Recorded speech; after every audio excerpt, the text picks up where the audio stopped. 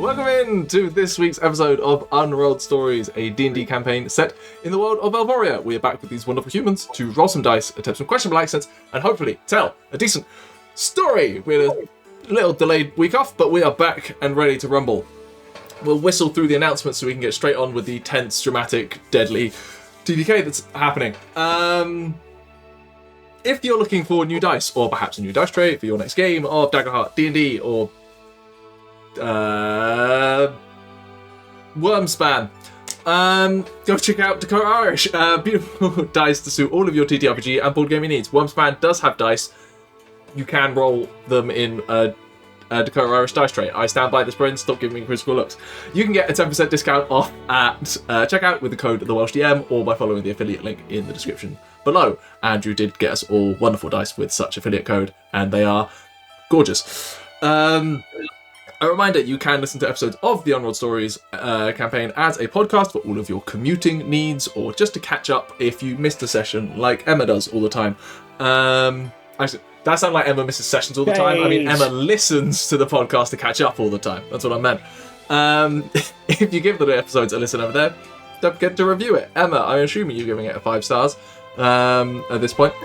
Because it helps the podcast find other listeners. If Emma hasn't, I'm going to rescind the inspiration I'm about to give her.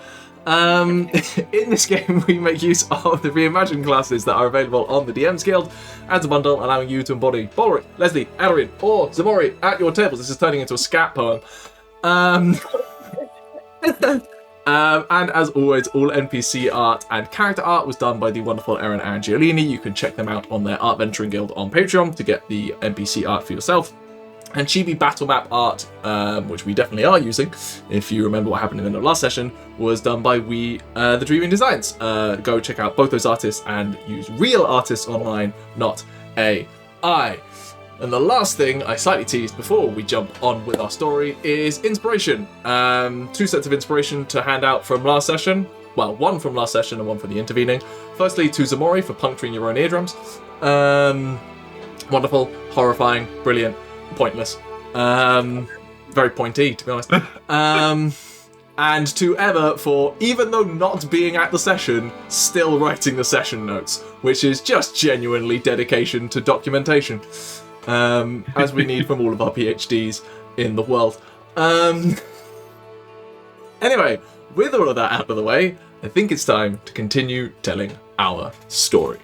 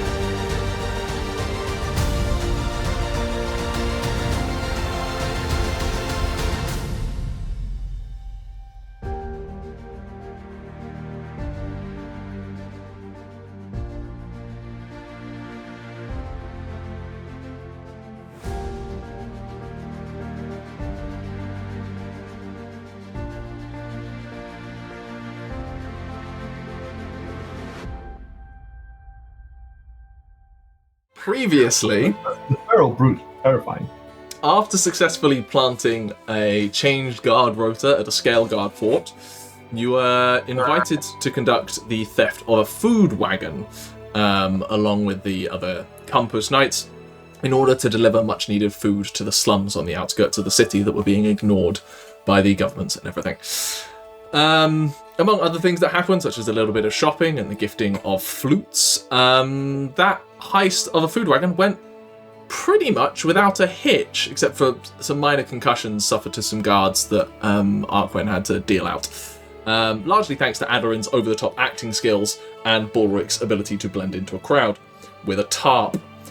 A proposal was put forward to Arquen when they took the food cart out, to acquire a set of sewer keys from the Grand Forum administration offices to allow the Compass Knights free roam of the city without necessarily being watched, to continue their renegade, extremist activist shenanigans. A plan was formed to conduct such a heist on the same night as the fight night 3 of you had been invited to partake in by the chain. We picked up with you all as you were heading over to that fight night down in the Warrens, heading through a shady worksman's bar into a back warehouse that was decked out for such an entertaining, physically brutal evening, populated by all manners of nobles and well-to-dos, who definitely would rather not be affiliated with criminal activity, but hey-ho. The three of you who were signed up to fight were separated from the rest of you and taken to a fighter's pen, where you could mentally prepare yourselves and in some cases cast a bunch of spells on yourselves early. And the other 2 of you, while Lesley was AWOL with deck, placed a bunch of bets. For a little bit of minor retcon, you would have been placing bets as you know them on Ximori, Balrick, or Arquen, but they would have had the monikers that they all used, which I believe was Ximori was Ximori backwards. Arquen Emmerich's Bronze Helm, I believe, and I can't remember what Balrick's was. It's like the Stone Man or something like that. So those I assumed that they would be placed on the monkey Rick as didn't come up not with the that name. actual names. I believe Arquen called him that name and just stuck. Yes. The Bronze Knight. Yes, that's it. So yes, there was all of their titles rather than actually their wrestler names rather than real names. And ever so slowly, things began to dawn on all of you as fights began. Fighters were paraded through the fighting pit. None of your allies on show, and the 3 of you were sitting in a room, hearing the sounds of fighting, and yet no one had come to talk to you or prepare you for any fights. At which point, the trap that had been laid was revealed, and Norak, believe arrested and put in prison by Ximori, appeared to attempt to try and kill you, Ximori, and those of you who had been brought with you. And then maybe put the pieces of you back together afterwards. Which I think is a decent place for us to pick up. After the fight started, Balrick rushing towards Norak to try and stop them from uttering the command phrase to take control of Ximori. Ximori responding quicker and puncturing their own ear holes to prevent such an effect taking place. And as the fight began to swing in your direction, as Arquen began to moonbeam a bunch of the thugs down, Norak issued a separate command phrase, telling those thugs that had come with him to undergo a transformation that you have seen Ximori undertake many times. They seemingly all touched by a similar effect that made Ximori. But we're actually going to pick up, with the party divided, Tauri and Aderyn. The first fight of the evening is drawing to a dramatic close. The goblin-kobold duo of Bert and Ernie have worn down Crunch the Orc in their large metal jaw, and a final desperate swing sees Bert the Goblin's body thrown into the walls and knocked unconscious before Ernie lands a decisive blow with the studded club. The crowd roars, pouches of money are exchanged hands, and drinks spill in response. But all of that is sort of muffling into the background for you, Tauri, as the cogs begin to turn in your head and the synapses connect. 8 fighters were paraded before this fight, and none of them were your friends. At that point, Aderyn, looking out as you see all of this money exchanging hands, you see, laughing raucously, surrounded by a bunch of other drunk, well-dressed types, the mustachioed, suave friend that you have had for many months at this point in Lesley, passing over a bunch of coin to someone else after another failed bet. What do the 3 of you want to do? I'm gonna go over to Lesley. No, wait. Double or nothing, double or nothing. Okay, yes, I'm down for that. Let's make it double or nothing. You seem to have a bad taste on victors. I think I can spot a winner from a mile away. Oh, there's one right there. Aderyn, hi. What are you doing? You should be at the fight with the others. What are you doing here? I was brought here. You were brought here. Yeah, I was at the casino for quite a while, and they said I should probably leave and have a shower, and instead somebody said, no, don't do that, you smell great. And they took me here.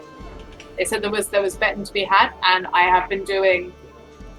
Oh boy, I've not been doing so well, actually, but I'm having a good time.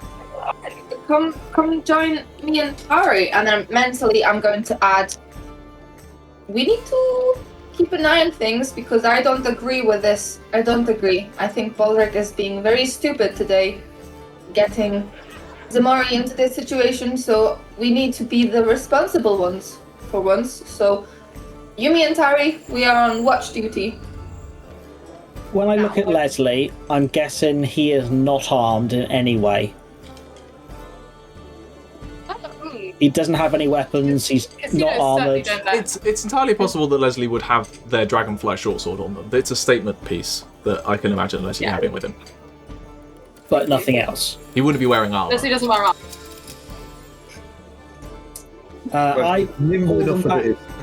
I pull them back to our table and just go, Oh, well, lads. nobody panic, but none of our guys are going to be coming out and fighting. At that point, we're going to cut to a short distance away in a similar warehouse, far emptier but no less chaotic. Arquen and Balrick, you find yourselves surrounded by beasts that were once men. Bone protrusions bursting from fingers and elbows, muscles pulling at skin that rips the seams. What were seconds ago murderers with hammers and crossbows are now monsters pulled from your nightmares. And amongst them, the hulking, black-scaled form of Ximori, bleeding profusely from both ears. Unsure whether they are friend or foe right now, the shadows of the room pull towards them, drawn to an unholy power within their chest. We're going to jump into initiative with, at the top, Norak. Pivot over to the map.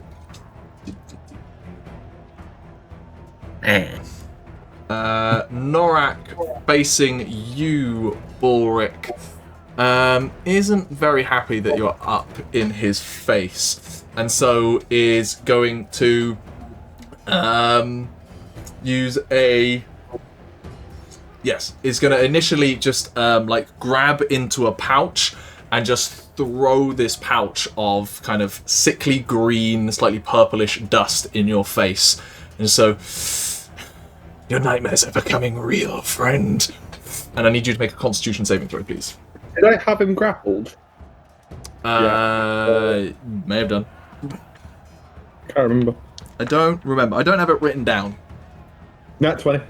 Nat 20. You feel this narcotic substance try to hit you and influencing words that seem to whisper into your brain struggle through, and you just shake it off, hold your breath before the dust can get too far in, and avoid any ill effects. In that moment, I'll tell you what, Chris, heads or tails?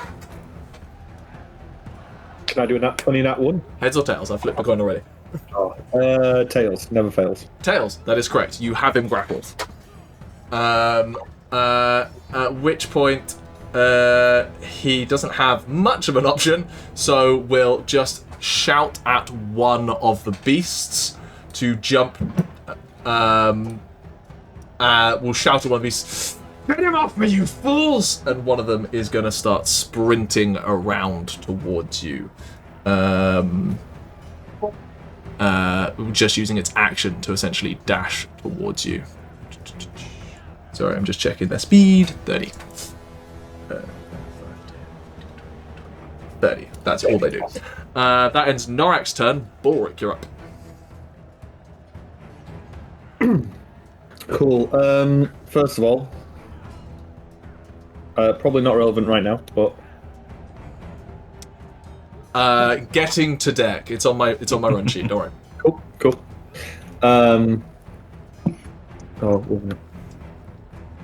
I am gonna, if I am already grappling him, I will lift him up.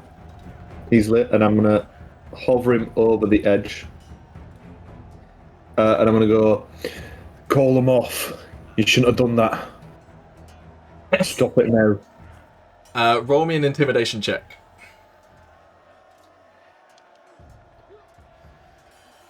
Uh, 16 minus 2 is 14. He like cranes his head over towards you and just goes, Area. "It's very little that'll stop them now. Bloodlust must be sated." Right. And I'll drop him. Sure. I think this was like 20 odd feet or something like that. Yeah, roll me 2d6. 5 and a 5. 10 points of damage. I'm going to make an acrobatics check to see if he falls prone. He does not fall prone. He does land on his feet, but you do see him like take the full brunt of that crashing into a box. Can I then jump off after him and jump on top of him? Yeah, sure. I'll say that's your second attack as you essentially elbow drop him. Was that dropping in my first attack? I just let go of a guy. That's just That's releasing your him. first.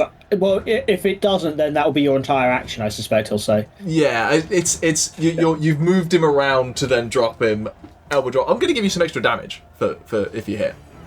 Cool. Can I land with sword? So it's like. Oh yeah. You can elbow drop with a sword. Yeah, I'm going to drop with the sword. Do I have to roll an attack then? Yes, please. The sword is the elbow of the body. That's a. That should hit. Just to get 19. advantage because he's prone. He's not He's prone. not prone. He landed No, on he his didn't feet. land prone. Yeah. 19 to hit. 19 does hit.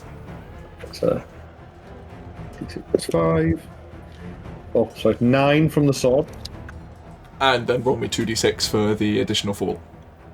And 2d6 for the additional 4. That I assume applies to me and him. You will take 7. half the fall because you're engineering it. 7. So 16 total. 9 plus 6, yeah, 16 total. Yeah, and you 9 take plus 7. you take 3 from just with that additional momentum. And then do I have a bonus action? Yeah, you still have your bonus action. Because as I land, can I reach into a boot? And I did say I had my daggers with me. You did say you'd stuffed that in there, yeah? So I'm going to pull out. I'm going to flip a coin for which one it is. I'm going to say I don't know which one it is, whether it's the black jade spike or not. Sure. Nat 20, it's the fancy one. Nat 1, it's the very pretty one that is not owned by me. Nat 20. Sick. So Let's go. Black jade spike. Pull out the black jade spike, and can I bonus action stab it into his chest? Yeah, you can. 17 on the die. That'll hit. And then, so that's just going to be the, is it D4, no dexterity bonus, is it? It's D4 for the dagger, D4 the psychic. Yeah. So, dagger is 2, psychic is 1. So 3. Damage. You see like a faint, like a drop of blood come out of the edge of his snout and he just turns to you. I forgot to roll for Norak's acid breath to come back, so I'm just going to roll that. While I'm doing that, he does get that back. That's good. Chris, please roll me a d20. 11. 11. Okay. That ends your turn? That ends my turn. It is now the feral goons. This one, seeing you do that, is just going to leap from the balcony towards you. It is going to be completely disregarding its own safety and take 4 points of bludgeoning damage as it jumps down.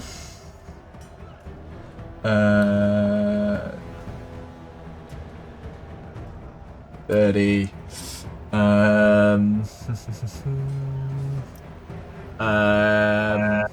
There's a box in the way. There is. Yep. So it rushes in towards you, but doesn't actually get there. Down here, this one will come out of the moonbeam.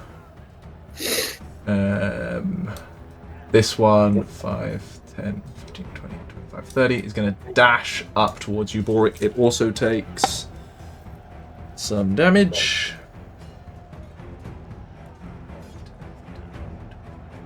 30. No, it is going to use its action Sudden Rush to make its speed 90 feet for the turn, so it does actually get towards you. Both of them will. But they don't actually attack.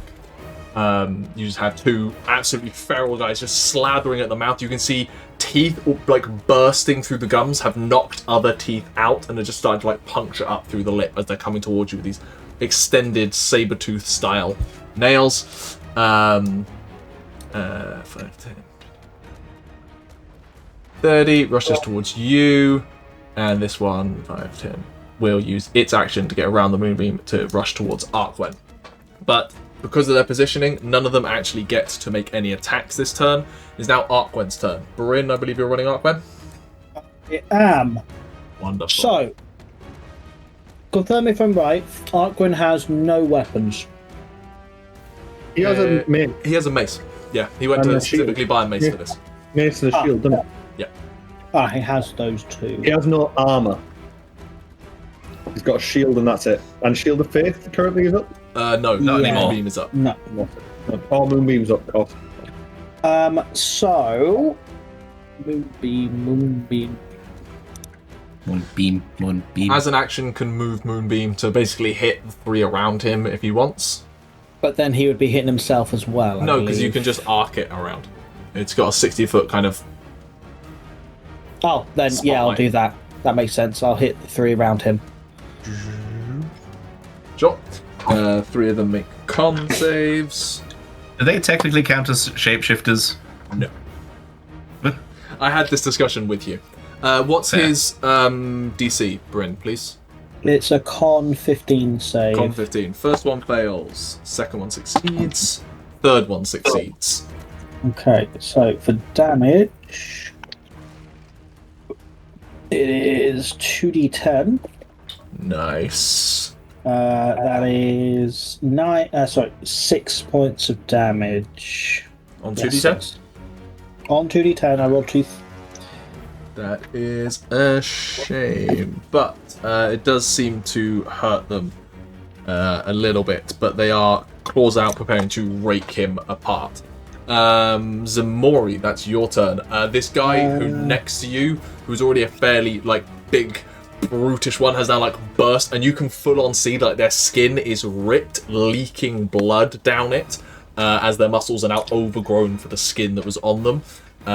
You can see in some places nails have been put into their skin to hold the skin onto the muscle from previous attempts at this, as he's attempting to trying to rip out of your grapple and then rake your face. It's your turn. Right, so where I've seen Norak fall... Sorry. My sort of gaze is basically fully on that I've paid very little attention to this guy. So where I've got his face in my hand currently, I just rake my claws out of his face. Sure. For the first attack. Natural 20. Let's go. Plus my brutal critical.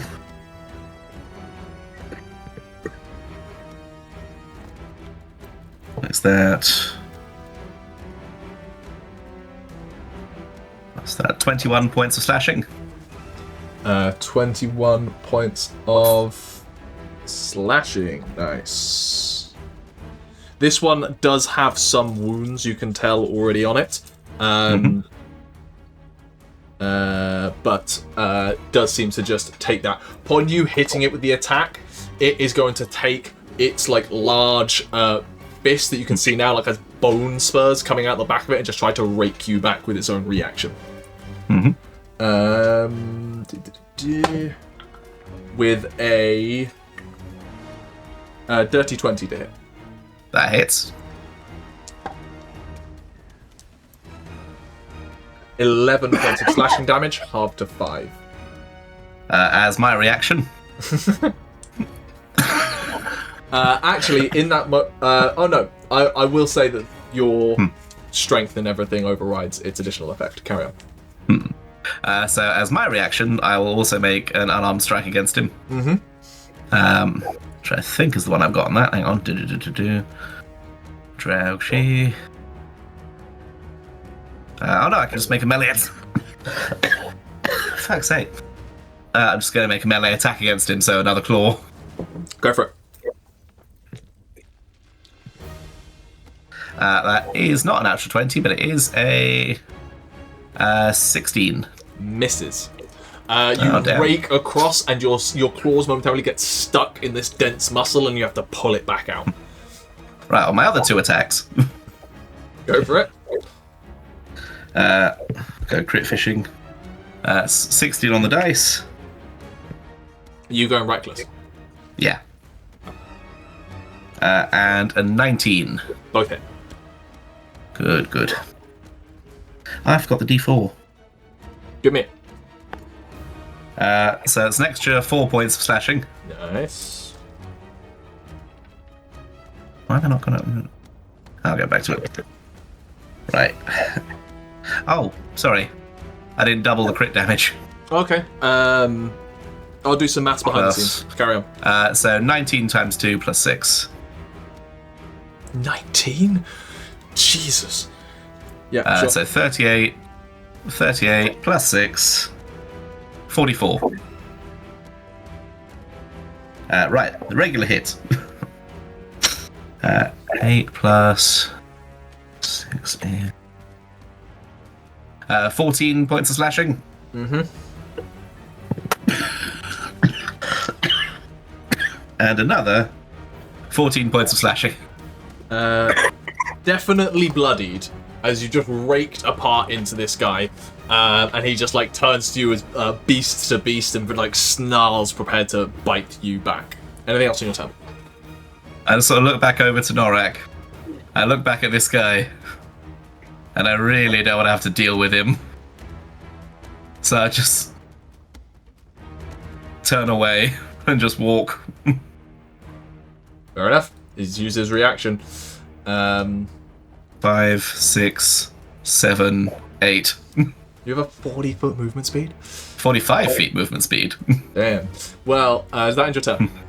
Yes. The unfortunate news for you, these guys have 50 feet of movement speed. As he just sees you run and you see him just knocking boxes and stuff out the way, splintering them apart in a brutal display as they come chasing after you. Blood-scented. This one is going to descend. I think this one's going to follow suit.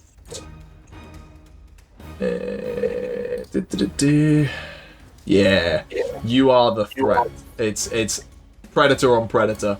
2 of them are going to send after you, Ximori, in that moment. And both will unleash a series of attacks against you. The one that is currently bloodied, you can see, is breathing heavily, and just has pure bloodlust in the eyes. A look that, if you were fully sentient right now, you would recognize. And is going to make 3 attacks against you. At advantage, I went reckless.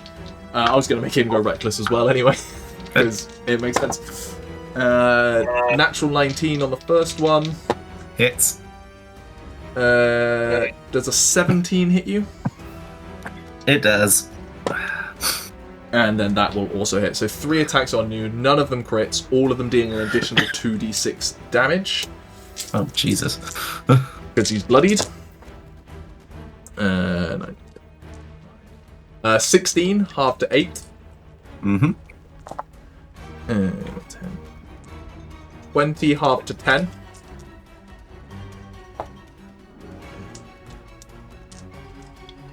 Uh, 17 halved to 8.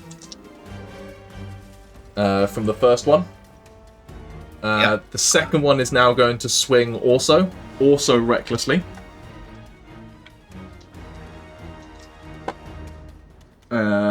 First attack will hit. Second attack will hit. Third attack hits. Again, no crits.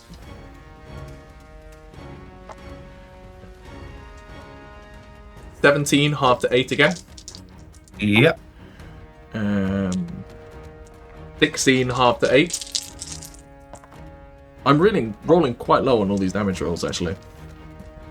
Yeah, you don't need... You could roll less. 16, half to 8 again.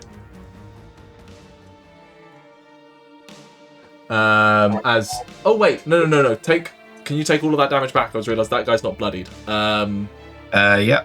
Let me re-roll them. I was rolling 4d6. He only would have had 2d6. 15 half to 7. I'm rolling really well now. Yeah. You 7, are. 7, 6 total. Right.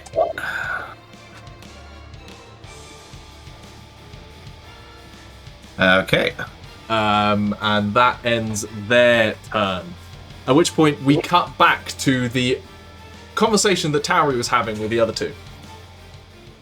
I don't believe our guys will be coming out. Oh, we could go somewhere else. Is there a better betting somewhere else?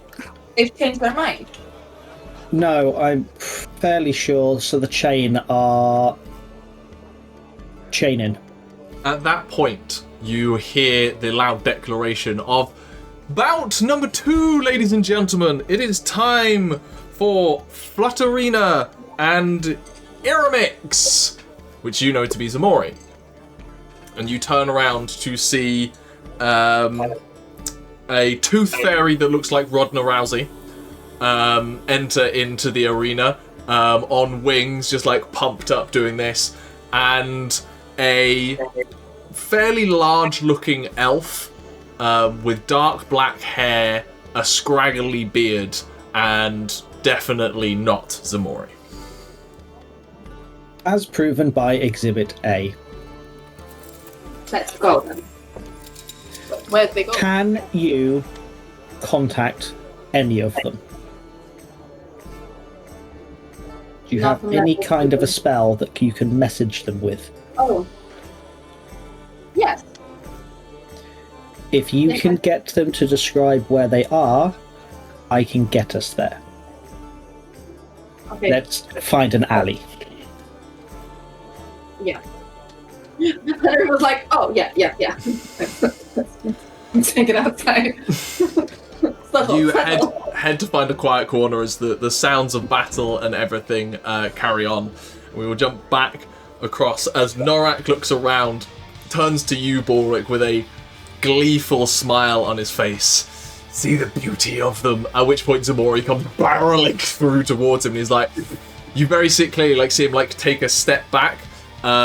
He goes to utter the final words.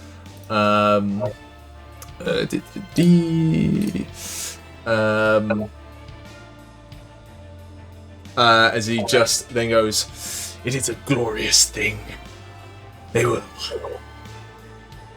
finish the rest. And he turns to you, Ximori, and just says, 8.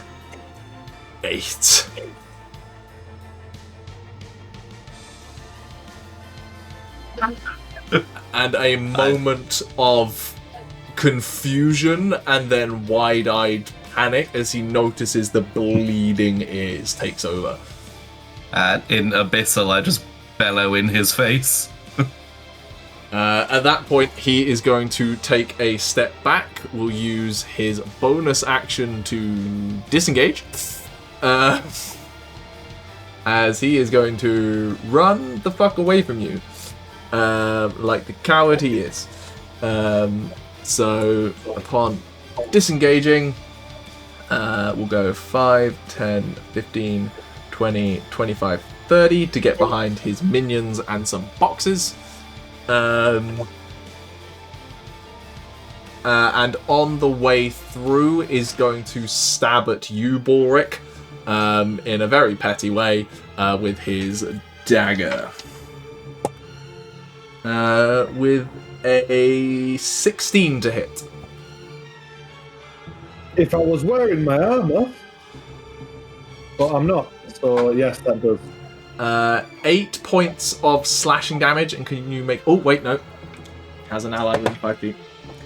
15 points of slashing damage, and can you make me a Constitution save, please?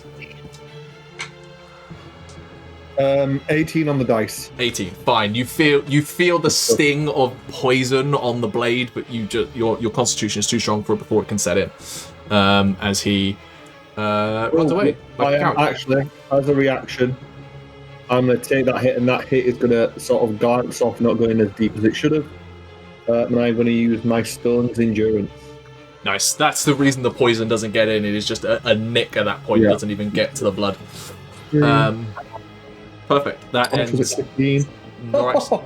It doesn't go in at all because I got a 15 on my Stone's Endurance. Amazing. Sweet Witch, it is your turn. Literally does not touch.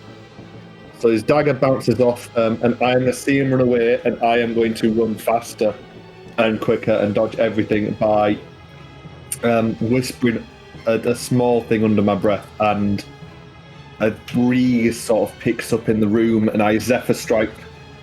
No triggering attacks of opportunity. No attacks of opportunity, and I boom fly over and around in front of him. Like he looks behind to look for me, and he doesn't see me, and then he turns around and I'm in front of him. Sick. Yeah, well, actually, yes, absolutely, because my walking speed is going to be increased by 30 feet this turn. Because I'm going to use it to get advantage on an attack roll. I'm going to like, you're not getting away. And I'm going to roll with advantage. Zephyr Strike's so good. It's so good. That's 26 to hit. Yeah, he will use It's fine, Balrick, I can deal with the 4 of them. He will use his reaction to force you to make a wisdom saving throw. Oh, looks like close. 16? 16 is enough. As you feel the thing that you dealt with him before, a sense of like distorted perception take over for a second, but you just like your hunter's instincts keen on through and your strike lands. Carry on. It's going to be a d6 plus a d8. 6 on the 6, and that is a 3 on the 8. So 9 plus 5. 14 points of damage as I stab him. Yep. Can I leave the sword in him to be able to, like, I stab it into his shoulder, let go to try and grab him by the back of the neck to keep him in place? So you're going to try to grapple as your second attack? Try grappling. Yeah, sure. Nice. Ooh, that's bad. That's a dirty 20. 10. Cool. Grab him back in place, and then left hand with the dagger, plunge the dagger into him. Yes, yeah. Yeah, he is not a fighter. He is meant to make others do it for him. Which has the same, so that's a 19. Nice. And 2d4 from that. 4 and a 3, 7. Nice. This is the second fight in a row that all of his stuff has been directed at Balrick, and his stuff is just things that Balrick is very resistant to. It's quite Also, entertaining. It's the second fight in a row where he's had loads of minions, and Balrick's gone, nah, fucker. No, fuck off. Hunter's instinct, I respect it. Is that in your turn, Balrick? And I'm going to go, Ximori, get over here. And I'm going to like hold him out, basically hold him in place to can't run away from Ximori. So I know this is Ximori's kill. Fair enough. I cannot hear it, but I appreciate the gesture. Balrick does I know don't that. know. I actually don't know that you can't hear it. Okay. This one is going to come to Norak's aid to rush into you. This one is going to use their 90-foot movement speed action to rush up towards you. You just see both of these like respond to the one who controls them being in danger, like cussing and bleeding, and they just like sprint over and leap towards you. Actually, 1 minute. Go on. Because I had extra 30 feet and I'd grappled him, could I have dragged him a little bit? Yeah. No, it's alright. No, you've already moved them. It's fine. One of them is going to just unload attacks against you, I was going to try and avoid that, but yeah, that I didn't think about it. Yeah, one of them is just going to unload a bunch of attacks against you, coming in with 2 raking claws and then trying to bite into your chest. And that one, a natural 5 and a 14. None of them hit. Jesus, terrible. I'm going to pick up Norak and use him as a shield to kind of block. Yeah, you see them like instinctively pull their blows in that instance away from them. Yeah. The other one is going to do the same to you, Ximori. It has advantage on all of these. So coming in with its claws, That's 1 that hits for 3, halved to 1.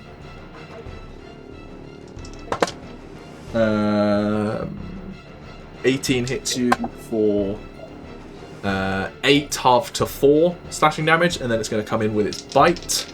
Jesus. I think the bite will miss though, with only a 13. That misses. Yeah, so you just see the bite coming, and you like throw your hand in, grab the bottom half of its jaw, and like wrench its head away from you. And then Arquen is about to get 9 attacks. Yep. Here we go. First one. What is Arquen's AC? 13. 13. Okay. Baby. So the first one deals 11 total damage to him with all of its attacks. Okay. The second one, what did you say, 13? Yep. It's going to hit with all of its attacks.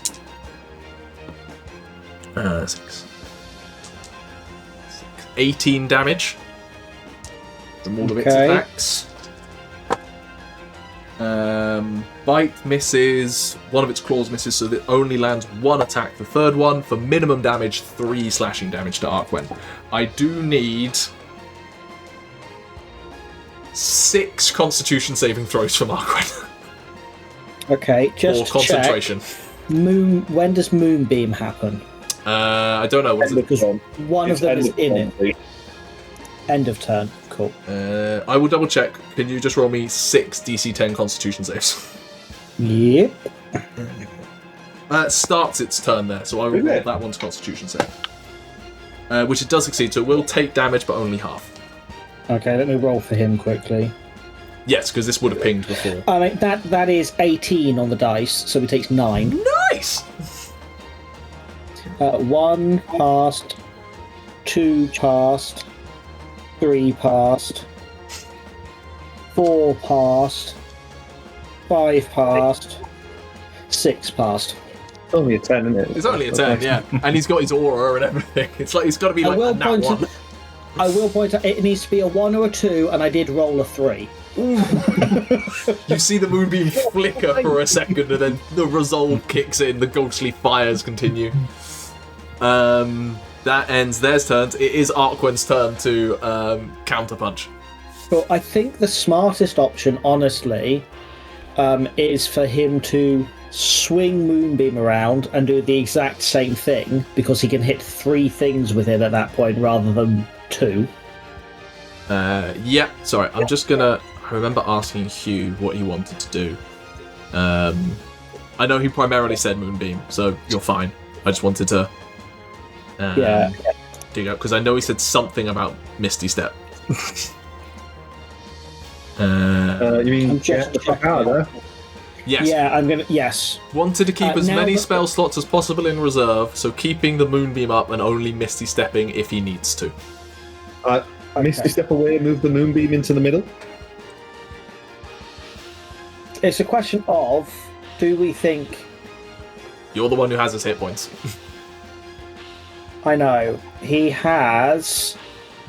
He hasn't dropped below 50% yet.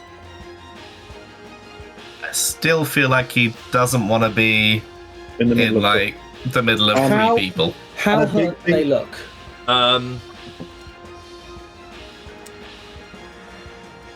They're wounded. The big thing is you can put the moonbeam in the middle of all 3 of them then, where Arquen is currently. Yeah, true. Although I can hit all of them no matter what anyway, with the Moonbeam. So I will Misty Step. Can I 30 feet. mark off one? No, I can't. Right. Yeah, just mark it down as you use second level. 30 feet away. I need to now measure 30 feet to here. Yeah. Yeah, I could just get there. And then do what was suggested and move this into the middle to hit all 3 of them. So it will only hit 2 as the moonbeam moves, because one's already in it. but it will hit the other 2.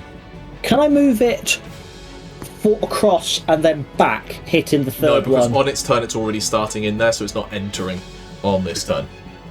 So I couldn't. So hold on. Where did it start? It started. Oh right. No matter what I do, I can't hit. So two and Fine. 3 will take damage from this, but then they're all going to take it at the start of their turn anyway.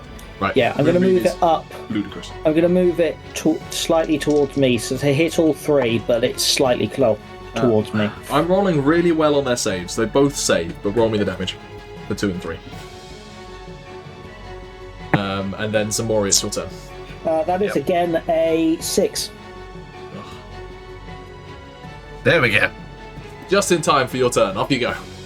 Sweet. Right. I don't like this situation.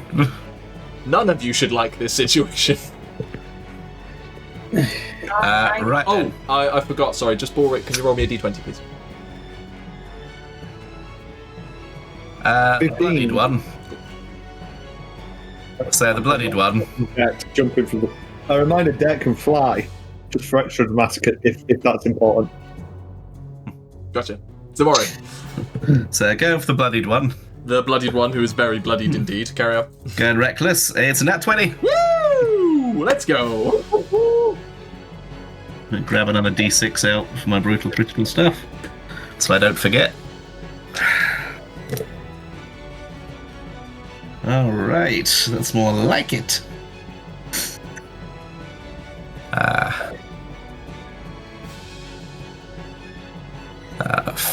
46 points of damage. Jesus Christ. Technically, its reaction triggers on you hitting, not taking damage, so he will make an attack roll back against you before he dies, but then I'm going to let you narrate the hell out of this. So he does hit you on his way out for a shit ton. So I really don't need him to do that. 24 halved 12. Jesus Christ, Gethin. That was 2 6s, a 5, and a 4 on d6s. But narrate how you rip him apart in the process. So as I sort of claw into him, as he sort of jumps to try and bite me, I take 2 claws, catch his face, and just pull the lower jaw down and just keep tearing until I've torn the front part of his throat off his body. Yeah, in that moment, like as you get your hands in, as the jaw clamps down on both your hands, that's like you then rip him apart, and he's just in 2 flopping pieces on the floor. What CR is he out of interest? Because I get some hit points Oh back yes, now. you do. 6. And I need them. 6? CR6. How does your healing work? I Goodness, get blood. I get the CR of hit points back when they're in Drouchy You get 6 when hit I points. kill them. Yes. You feel the Right. thumping heartbeat of Bast in your head as a double rhythm just takes over your head. Little bitch to my left. Little bitch, yeah. I'm going to go for him as well. Go for it. Okay, that was a 16. Fish. It's another nat 20. Woo! Rampage! Right. It doesn't get the D4 this time. Still brutal. Yep, still brutal. Oh, fucking hell.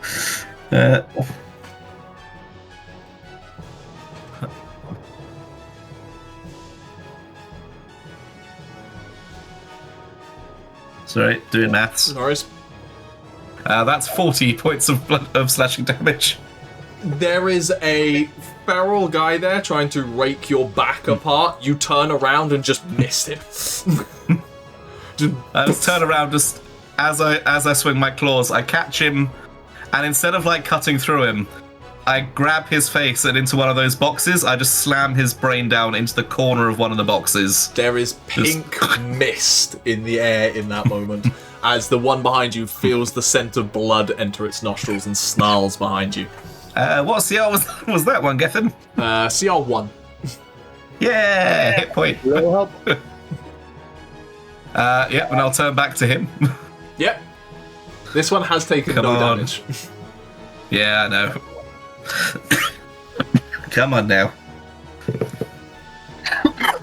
Right, that's a 18 on one. Come on. Ah. It was nearly another crit. Insane. Let's go. It's an 18 either way. Yeah, that hits. It would have been a 1 in 8,000 to get 3 in a row. That's a shiny Pokemon, that is. Right, so that is 10. That is 16 points of slashing. 16. And can he make me a Constitution saving throw, please? Can indeed. It's a shiny crit. 23. Never mind. Sorry. I'm rolling well on saves.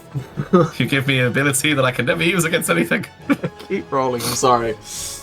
That was a sick ass turn, though. So I turn back to that one. I'll just... Oh, that one will use its reaction to retaliate. Yep. Does hit, not bloodied. 13 half to 6. Jeez. Chris. Right. I have to provide some honesty. The stab that I did with the dagger against Norak didn't happen, so I'd already used my bonus action on Zephyr Strike. Okay. I'll take It's 7. like I go to stab him, but he's caught the dagger, and I'm like trying to push it toward. Yeah, 6. So 7 points don't happen. Gotcha. And then for my reaction, I will attack him again, Yeah. recklessly. Come on. That's a 19. Does hit. That is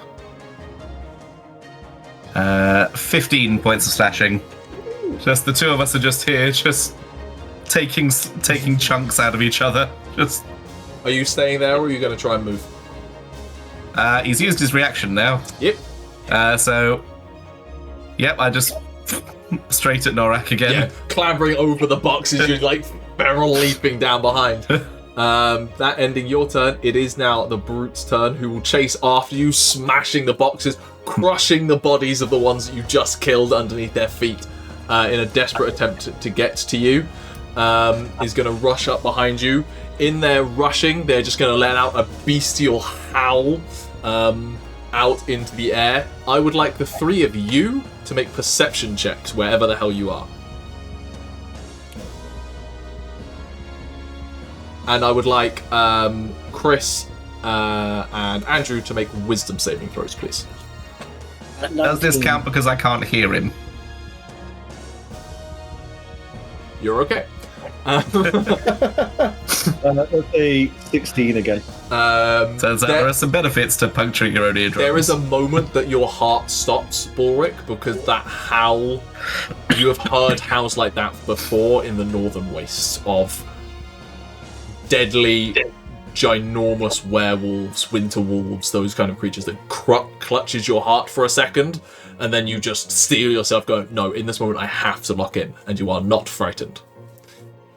Perception checks. That one. I'm gonna say I'm busy setting up my sending. Sure. Bryn? Oh, for me, 15. 15? Sorry, I thought I was rolling on behalf of Arquen, not Howard. No. Everyone out. And Lesley? Sorry, that was a 6. 6. Tauri, you do catch the sound of a wolf's howl from a direction. Hard to give you cardinal directions at this point. No.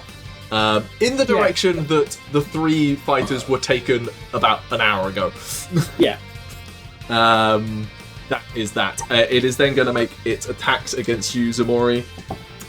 All reckless, but still not bloodied, so not full damage. That howl was a bonus action? Jesus. That howl is part of its action if it's available. First one hits. Second one is a nat 20. Third one is 2 natural ones. No kidding.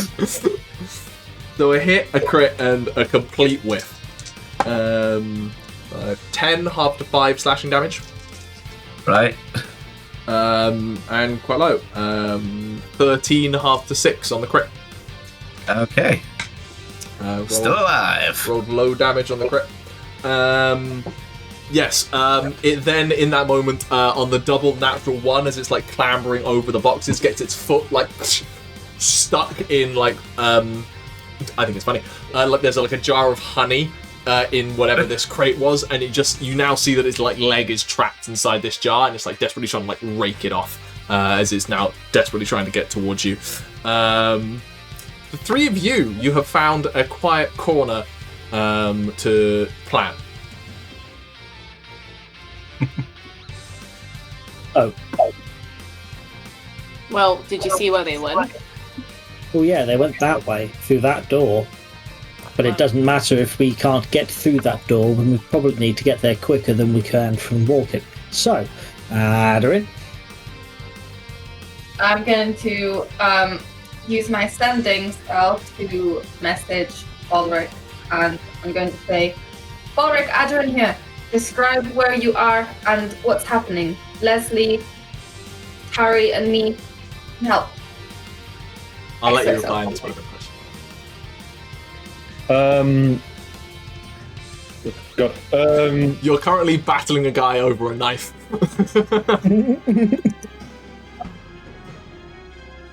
Emergency. Norak found us in warehouse 2. Insert direction here. Yeah. That's 2 words. Come quick. Ximori lost it. I would like you to roll an Arcana check for me, Aderyn. I was going to make it insight, but I'm doing something slightly different. Bryn, were you going to say? Burying the fucking lead, Balrick. I was going to say, I'm going to guess. Found this. I said Norak found it. Said Ximori's lost it. 18. 18. Bryn, you were going to say something? I was going to ask, I'm going to guess that's not enough for me to be able to do my thing. I'm assuming like Aderyn retails this, but in that moment, Aderyn, what you do get essentially is a radar ping. So you have like, that came from that direction. Okay. Do we have a distance? With an 18, you have an approximate distance. You can risk it. Can I do another action? You've used your action in this moment. Okay, I'll wait then. Well, you could use a bonus action if you did a spell, if you did a quicken thing. Yeah. Already cast. Wait, I'll say. I'm happy to play fairly loose with that in this, if you want to. We get like a ping of where it is, right? Yeah, so you're basically going, it's in that direction, some 100 feet in that direction. Okay, so we know, around 100 feet in that direction. I will relay everything to Tauri. As we start walking, I will then do something else, but if you want to move on, just like to let other people do actions first, I'm happy. Tauri, what do you want? I'm going to say, can you get me an idea of exactly where they are? Because I can try something, but I might kill us all doing it without knowing where they are better. That would require doing another sending. If I ask for more detail. Do you have quicken spell? I think that she's not high enough level for quicken spell. I can't remember. I think that you made it level 7. Or maybe it's level 5. We are level 7 though, so. I do have quicken spell. Okay. I'm happy. I'm happy in the vagueness of this. You guys aren't in an initiative order. That if you are willing to spend the additional spell slot and attempt the quicken spell, you can get off another sending now. Or you can get off tomorrow. I don't know. I couldn't have given her. I had more words, but I couldn't have given her an amount of distance. I have no idea where they are. I mean, you have an approximate how far you walked from the original place to Also, here. Aderyn asks you to describe where you are. So if you can build a picture. It's a warehouse. I said warehouse. Yeah. Fair enough. What do you want to do? Fuck it, let's try it. Cool. Aderyn does want to do a thing as well. Okay. Adam, what are you going to try? Cool. Okay, I'll. Say what you want to do. Yeah. I can use quicken spell to try and do it. I basically want to, because he's mentioned Norak's there. Aderyn's instantly going to go really quiet because he knew this was gonna fucking happen, and he's gonna become extremely angry and choose her 4th level spell. 2. And she's just gonna mentally whisper, "Fuck you, Norak," and cast Psychic Glance.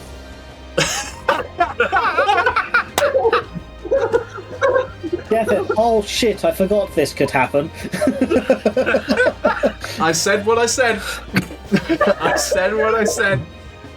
I'm fine with this. Tauri, the question that I'll do, because I have a feeling I know what you're going to do, is who are you going to try and take with you? There's only one other person.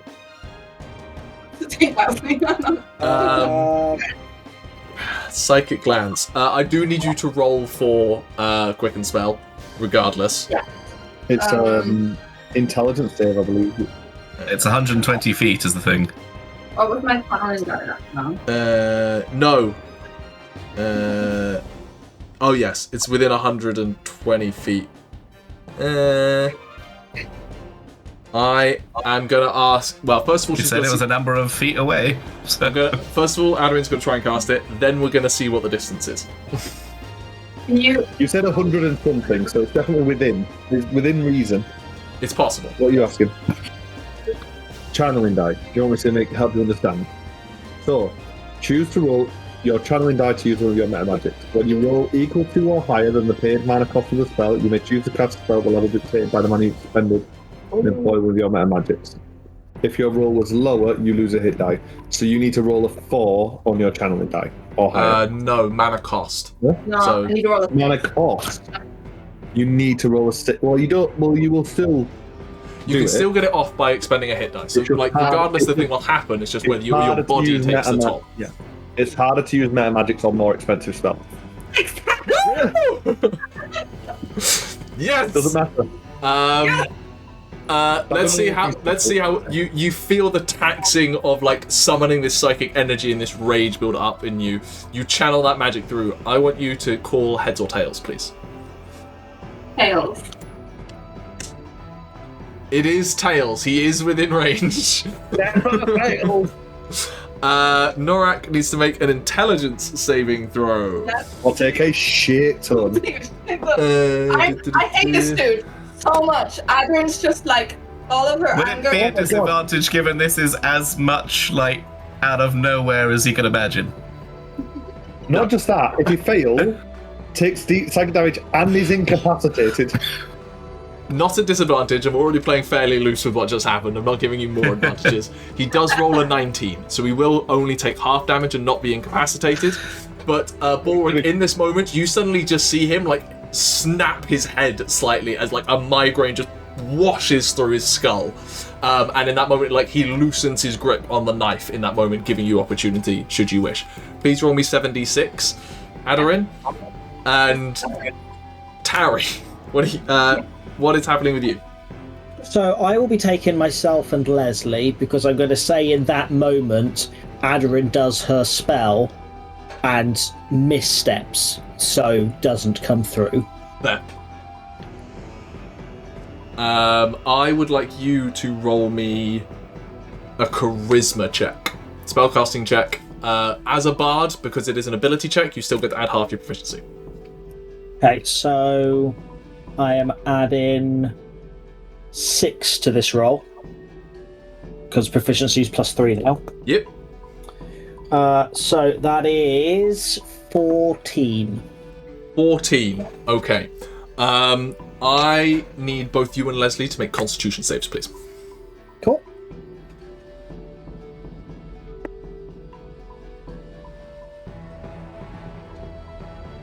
Sarah? The damage. Oh, it's half 13. 14. 28, half 14. Ooh, damn. And that's Aderyn unlocking a new feature. Failure would have been insane. Incapacitated would have been. That would have been Oh, that would have been clutch. Lesley, con can you save. do that again? 13. 13. Same. Doesn't matter, do that again. 13. You both take That's scary. 14 points of force damage as you partially materialize in a crate before being shunted out of it. Oh, fine. I was going to say something else, but fine. And I was going to say, can I roll a dice to see whether from Balrick's description, I end up with Lesley and I trying to go into any of the people who have surrounded him or not. But fine. No, you didn't roll high enough, but it does get you functionally into the room as you appear in crates next to Arquen, actually. And I would like the two of you to roll initiative, please. Cool. I will just for fuck's sake, Aderyn. Yeah, both of you have like splinters of wood like embedded in your legs. Yeah. Basically, as far as Leslie's concerned, we were running, and then just like a musical. I can't think of the word now. Stanza appeared. Stave. And then it just rips open, and then just a portal appears in the middle of it, like this. Roll to see if anyone noticed that. Initiative. It's kind of half see-through, half unable to see. Lesley? So, a couple things happen because of initiative rolls. Yes, technically. But I would like to see if it's possible, because Lesley has been chatting with Aderyn before, if Lesley is just continuing their stream of consciousness as he lands with splinters up his bum in this room, to give her like an idea of like the sort of room, like what sort of warehouse, if there's something in here that she could recognise from outside. Sure. Yeah. And also I do need a little bit of a like, how bad do our friends look right now? I will tell you once you give me initiative rolls, just so I can add them to the tracker. Yeah, okay. If 19. 19. If Tauri wanted it even more musical, it could be like one held note, and it's literally a semi-breathe, which is the note that's really long and it looks like a circle, and that just opens up on the page. Lesley? It's a 7. A 7. But I do need to know how bad my friends look. Yes. As the two of you stumble in, you feel agony as part of your body materializes with a physical object that should not be in there.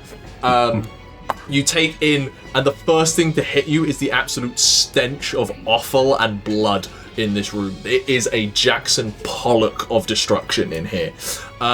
Behind you, you see the oiled up, bloodied, torn, ripped into shreds Arquen, like looking around, wielding a mason shield, preparing himself as you suddenly appear in front of him. In front of you, relatively close by, are 3 hunched over men with like long nails pulling out of their hands and long fang teeth, currently smoking in kind of moonlight fire as they eye hungrily towards Arquen. And then at the other end of the room is just chaos. There is broken boxes, there is dead bodies, and there are large hulking creatures in a swirling melee of chaos. You are fairly certain one of them is Ximori. You think you see the tall form of Balrick, but the absolute chaos over there makes it very hard to pick anything out. Okay. I'm gonna say, but I think Arquen looks pretty shit from where Leslie's standing. No offense to you. And Lesley is gonna hold your ground to Arquen to give him a bonus of 1 to his AC. Arquen has +1 to his AC. I don't think Lesley can see through the gore what's going on in the corner. But His jaws flying. it is Norak's turn. Grappled. He is grappled, which he doesn't like. First of all, let's see whether he gets his perception filter back. He does not.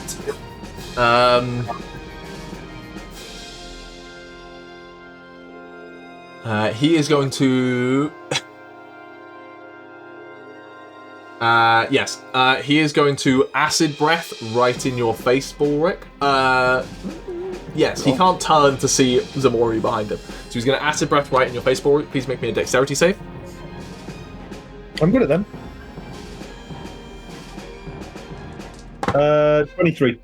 23. 9 points of acid damage as you very quickly dodge your head away and it like splashes up your shoulder and you feel it sink into your skin.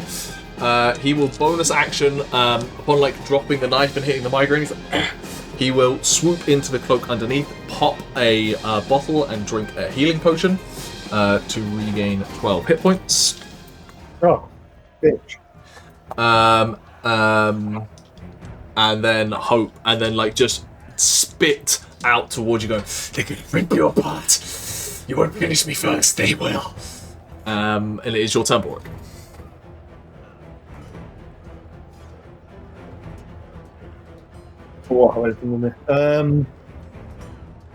Did I Hunter's Quarry him?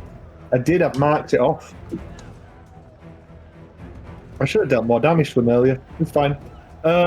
Also, at this point, there is a loud as the wooden paneling holding glass up on the very rafters that lets in a little bit of the light shatters apart, and the crystalline, I believe he's currently cold? I can't quite remember. I think he defaults to white a lot. Yeah. As like flecks of ice blue cascading off the scales as the starlight twinkles around as Derek bursts through the window above, entering into the scene, crashing down onto the balcony above. He like looks down to see where you are, Balrick, and lets out a braying draconic cry out into the space, which Aderyn, you hear clearly. I smile and I go to him. Not before you're dead. And I'm going to shout to Derek, "Here, dead, here!" And I'm just going to stab this bastard. And I'm going to remember this time that I have Hunter's Mark. Go for it. That is a 23. That hits. He doesn't have his perception filter. These daggers only now, because the sword is stuck in him. The machete is in his shoulder. I left it there to grapple him. That is nice, double fours. So 4 plus 5, 9 piercing. Yeah. And then 4 psychic, so 13. Wiping away all of the healing potion he just got. Hunter's Mark, yeah. Plus Hunter's Mark. Hunter's Quarry. 1. 1. And then I'm gonna do it again, and I'm gonna go as Derek approaches that link is bonded again, and Derek is going to use his elemental bonus on it. So that is a 11 plus 8, 19. No, that does hit. So that is 8 piercing and 2 psychic for 10. Plus another 5 from Hunter's Quarry. 15. Plus another 3 from Derek. 32 points of damage, Balrick. Yeah. And then my bonus action was shouting up to Derek, who jumps down beside Norak and Ximori, roaring the whole way, and is going to try and bite on this man that I'm holding up for him to eat. So he's going for Norak again, yeah? Yeah. Cool. Norak is looking cut up, I will say. That is 22 to hit. Yeah. And Derek is a bigger boy now. His bites are inherently elemental. Ooh, we love it. 2d6. So that is 9 piercing and 3 cold, so 12 damage total. Balrick, this close, you can see that Norak his eyes are starting to look for an exit. I'm gonna hold him close. I'm gonna go, like, as I stab him the second time, and Derek is biting on his leg, and I'm gonna go, "You're not getting away this time." At which point, the 2 feral goons either side of you respond to Norak's command and attempt to rip you apart. With 3 attacks each. What's your AC currently, Balrick? 16. The first one deals you 7 points of slashing damage. Mm-hmm. The second one also deals you 7 points of slashing damage. Out of 6 attacks, they hit twice. I am. Yeah, but it is. I am ignoring them, but I am looking rough. They are literally just pulling. They're trying to rip your arm apart. That's like holding him up, like drag your torso down, get you onto one knee. They're desperately trying to find weak points. I'm like stumbling, trying to dodge, but struggling. Auri, your turn. Oh wait, no, hold on. First of all, 3 of them need to make con saves. Success. Failure. Brady, please roll me moonbeam damage. Oh, are they going before me, are they? Wait. Yes, it is. It's still there. They go before you. Oh, hold on. Let me just add them to the initiative tracker, because I am trying to keep track of them. So they are 18. Okay, so... 2. 2 ones. No. Yep, definitely ones. At which point they will rush out, and they are going to go 1 to each of you. They were all sprinting towards Arquen, but 2 of you got in the way. One of them just goes round. So the 3 on you to start, Tauri. What's your armor class? 13. 13. That is a claw and a bite to hit you. So 8 points of damage total to you, Tauri. Yep. Lesley, only 1 will hit for minimum damage. 3 points of slashing damage to Lesley. And to Arquen, I need a 14 now. none will hit. All single figures on the die. Terrible rolls from them. They are caught completely unawares. They're all like rushing towards. Suddenly, the 2 of you appear in front, and they suddenly like try to divert course, just hit fresh flesh, and they whiff your reactions, kicking in immediately, taking steps back. Tauri, it is your turn. Arquen on deck. Cool. I am about to do something stupid and move 30 feet, so they will get to attack me. So 2 attacks of opportunity on you. Only 1 hits. Cool. For 5. Needed. Can I see either of my allies, specifically, and how they're looking? I think it's still Adding on obvious top of a enough. box. So. Yeah, it's still obvious enough that you can see them. How they're looking, I'll let the 2 of you describe. Real fucking bad. Cool.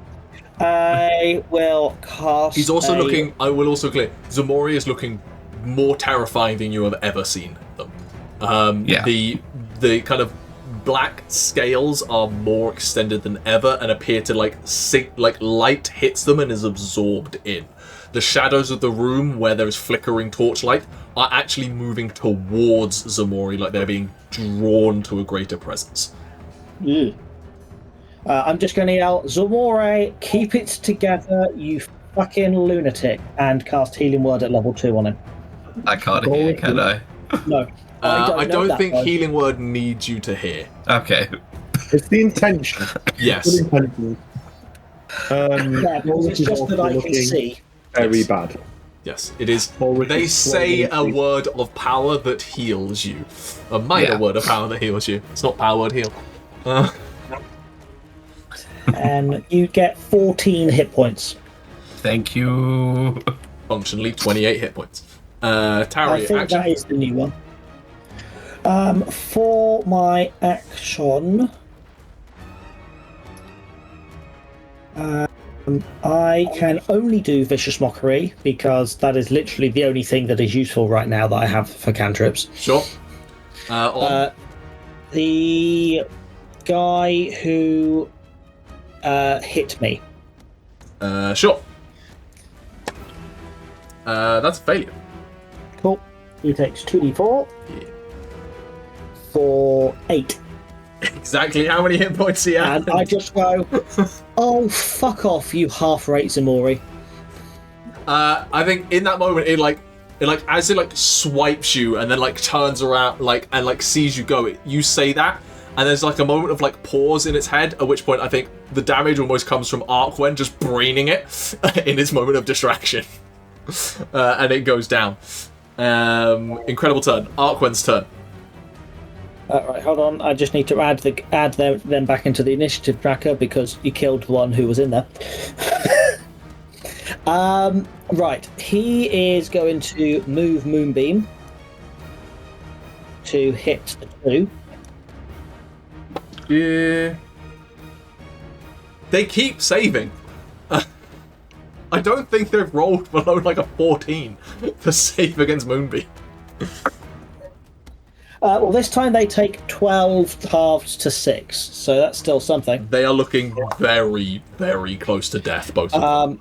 And then he is going to just say, "Thanks, Lesley, you've got this," and like, limp across this way. Fair enough. And then... They've got Lay on Hands if they want to heal themselves, and Lay on Hands is a bonus action for them. Yeah, I was just going to say, I think he will give himself... Oh, no, wrong person. That's why I couldn't find it. Give themselves back... I can't mark it off. Great. They'll give themselves back... they have actually had a lot of damage, weirdly. So they're just going to give themselves back 10. Cool. Ximori. Right. Well, as Balrick is sort of there holding Norak, I just reach out. Arm distance away. Yep. I just reach out and behind, just like take Norak's head and neck, just in my hands. I'm just gonna lift him and just start crushing his throat. Okay. I'm scared. Nat 20. Yeah. You can come in. His magic item did not recharge. It's not a great roll for the damage though this time. So that is 26. Everything doubled already? Yep. Okay. Still up. And then I'm going to basically pull him back. Like my jaw opens, and from like the cheeks, the skin just splits all the way up to the ear. As I just open my jaws wider than is anatomically possible for Ximori, given the damage they've just done to their own face, and bite into his shoulder. Okay. Give me a second. I think Balrick is going to have to let go of the grapple at this point as a thing, because I was holding by the scruff of the neck basically to try and stab him. So I imagine you lift him up like by the head, and then Balrick's like, okay, obviously not getting lifted up because Balrick is taller. So he's like, okay, and then you start dragging him forward, and Balrick's like, okay. Deck also letting go. Roll me the damage. Roll me to hit first. That is a 21. Maybe Balrick shifts. He's still grappling. I'm going to shift it down lower. Let go of I grapple. like a horn or an ear. It's just like, oh, it starts Roll me damage, Andrew. That is 8 points of damage Okay. with the first bite. I think Ethan's got a number there on his board. I'm going to empower that so that I gain 8 hit points back. Okay. He's still up. Yep, so as I just take my chunk out of his shoulder, I'm grabbing his face, going to turn him around to look at me. I'm keeping his body forward, I'm just turning his head and just pulling it around to face me. Just look into his eyes. Live forever with the memory of what I did to you. And I just say, Drakyle, Gortem, Flax, this is for all of them. That is a 24 to hit. Yeah. Call me damage.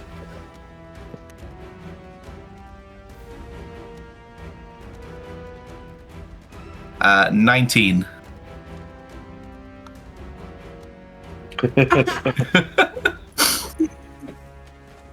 How do you want to do this? So, as he looks back at me, as I've got a hold on his face, I sink my claw up through the bottom jaw, close around it, and begin to pull. I lock over the other arm to keep his body in place. He's desperately reaching for the machete in that moment, and then there is a burst of viscera and blood that just explodes across the space. And I will bite out his tongue. Yeah, that's fair enough. You see the shadows that have roiled and stretched in Ximori's wake are drawn forth and absorbed into Ximori in this moment. The shadow of Ximori grows and strengthens, growing even into the torchlight in this room, holding a dark presence regardless of the lighting in the space. And the shadows begin to coil around Ximori, temporarily shrouding them in veils of darkness, clinging close to their form as a transformation takes hold. And I think there is an interesting place for us to go to break and pick up on what happens in the rest of this combat in a little bit.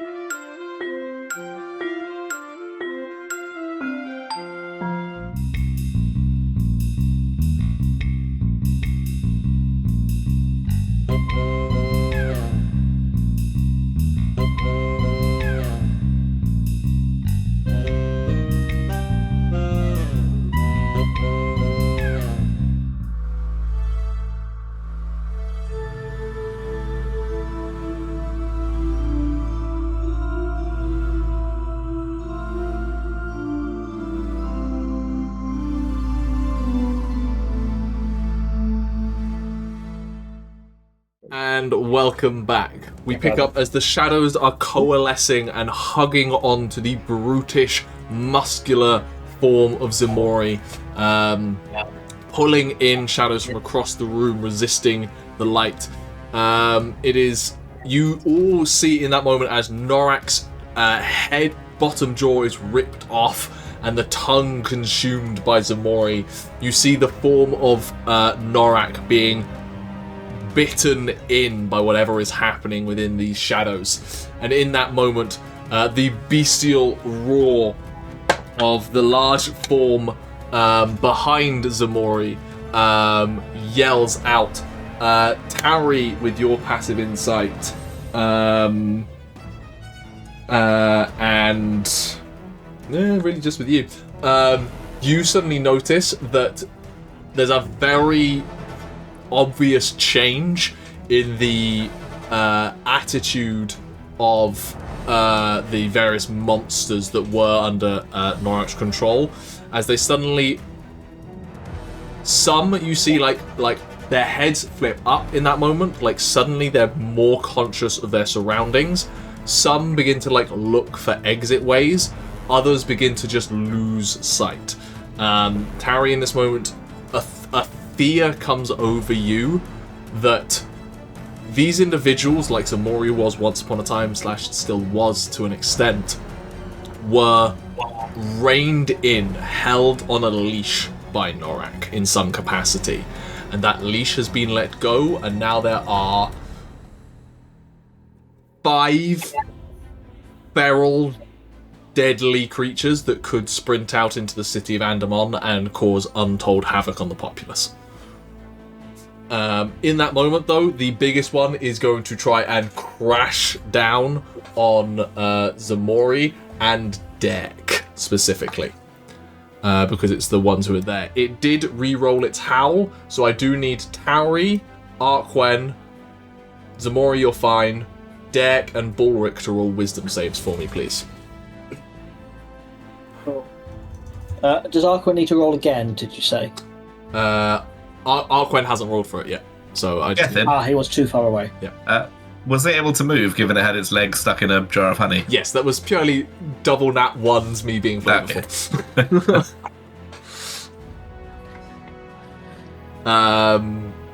Dink, dink, dink. Balrick, yourself and Deck. Ulrich got a 19, Deck got a nat 2. Deck, you see, in that moment of, jumping through all boulder and rock, suddenly, diminishes, seeing a terrifying creature begin to descend on him. Deck is afraid. I think Deck might maybe recognise from having hatched in the north and travelling down on its own, recognises them howls too. Yeah. Tauri and Arquen. Was it wisdoms? Yes. Cool. Arquen got a 21. Fine. Tauri got a 14. With Tauri Arquen's Gets bonus? a bonus from the aura. Yeah. Ooh, how much, Arquen's aura plus 3. how much is it? Plus Plus 4. Plus 4. So no, so 16 then. 18. Yeah, you got a There's 14. You got 14 before. 14, sorry. 18. I completely forgot. You do succeed as well. You momentarily go to take a step back, and in that moment, Arquen puts their shield in front of you, and you feel emboldened knowing that you have an ally who is willing to put their body on the line for you, and that steals you. So just Deck is afraid. He's going to unleash 2 attacks on you, Ximori, and 1 attack on Deck. Mm-hmm. He is still not currently bloodied.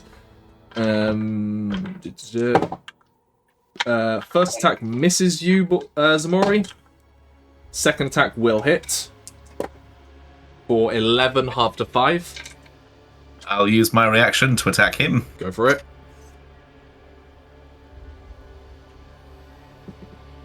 What's Deck's AC, That Chris? is 17. Will hit Deck. that is plus. That is 25 to hit. Hits.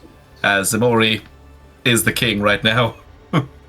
Just in that moment, what you lot see lash out is a shadowy claw that isn't part of Ximori's form. There is another creature that you beginning to see writhe and push out of Ximori's form, and just this shadowy claw just whoosh, reaches out faster than the speed of light and just slashes through this creature. 7 plus 13 points of slashing. Derek takes 15 points of slashing, Chris, and is pushed 10 feet away. That ends his turn. Lesley. 2 of them directly in front of you. Sorry, I get another 4 damage because I forgot my hulking figure. Thank you. I also forgot to change over the overlay to the battle map, so it's fine. We're all forgetting things. Spicy dicey time. Go for it. These 2 are looking very heavily wounded, and the fire is beginning to lick up underneath their forms and give them an ethereal glow from inside. Well, I'm definitely doing my 2 attacks, which will be the one's definitely going to hit. It's 26. Mm-hmm. And the second one's a dirty 20. Yeah, both hit. Sorry, that would be. I'm going to roll the damage on one of them and decide if it goes to if I do the other one. Sorry, that was a stupid one to do him. So that's a 11 damage. Just Lesley, you pull out the dragonfly short sword and just whoosh, slice straight through one, where you see then the fires of the moonbeam just catch up inside. It screams out a bestial cry and it collapses to the floor. Cool. Okay, and the second one, because I don't have 2 weapons. You still have my 2 second attacks, attack, though. So, yeah, exactly. So that's still with the dragonfly sword, and that's a 10 damage. How do you want to do this? Lesley is fast, efficient. Lesley sees the situation over there, and it's just let's get over there. Yeah, this second one, you slash. One sweep. Yeah, you slash through one, carving into the other one, just and you just begin to see their bodies get caught in the moonlight beams, where you see the moonlight beams begin to like burn away the bestial forms, revealing just the humanoid forms underneath. Yeah, and Leslie's gonna get over to the gang over here, this little group. Mm-hmm. Start moving. Cool. Actually, Yeah, you got a bonus action still. you move me. You just move me. Actually, I think I might action. Leslie's gonna action surge to get To dash. to here. Yep. Yeah. You still got a bonus action if you want to use anything. Yeah, it's a great point. I think for my bonus action, I can continue my tactical command. Is that right? Is Yep. the bonus action. The next one's and that will be. I'm gonna offer Derek an out. Actually, I'm gonna offer Derek a redeploy. So the Okay. chosen creature can immediately move up to half its movement speed without provoking opportunity attacks. Derek is currently backed into a corner, Balrick, so Derek can basically only move away. Deck is going to go around and try and find some comfort with me. Yep. Rushing around here. Yep, that's Basically fine. putting me between it and the feral brute. Cool. Wonderful. Ending Leslie's Giant turn. horse trying to hide behind it. Yeah, ending Leslie's turn. Aderyn, we're going to stick you into initiative order where the elsewhere bit has been. What would you want to do? You have no idea what's going on. You've heard a second wolf's howl. You've heard a dragon's howl. Towards the thing. Aderyn's gonna like pick up her skirts and dash and just like run for it. Like while muttering like, "God damn Tauri, leaving me behind." Roll She's got a little me bit of sweat. roll me a survival check. Aderyn knows how to survive in the wilds, right? Wow, city. That's a survival check. 15. I actually have more survival than Arcana. Really? You go sprinting through the streets, basically listening out for those kind of sounds.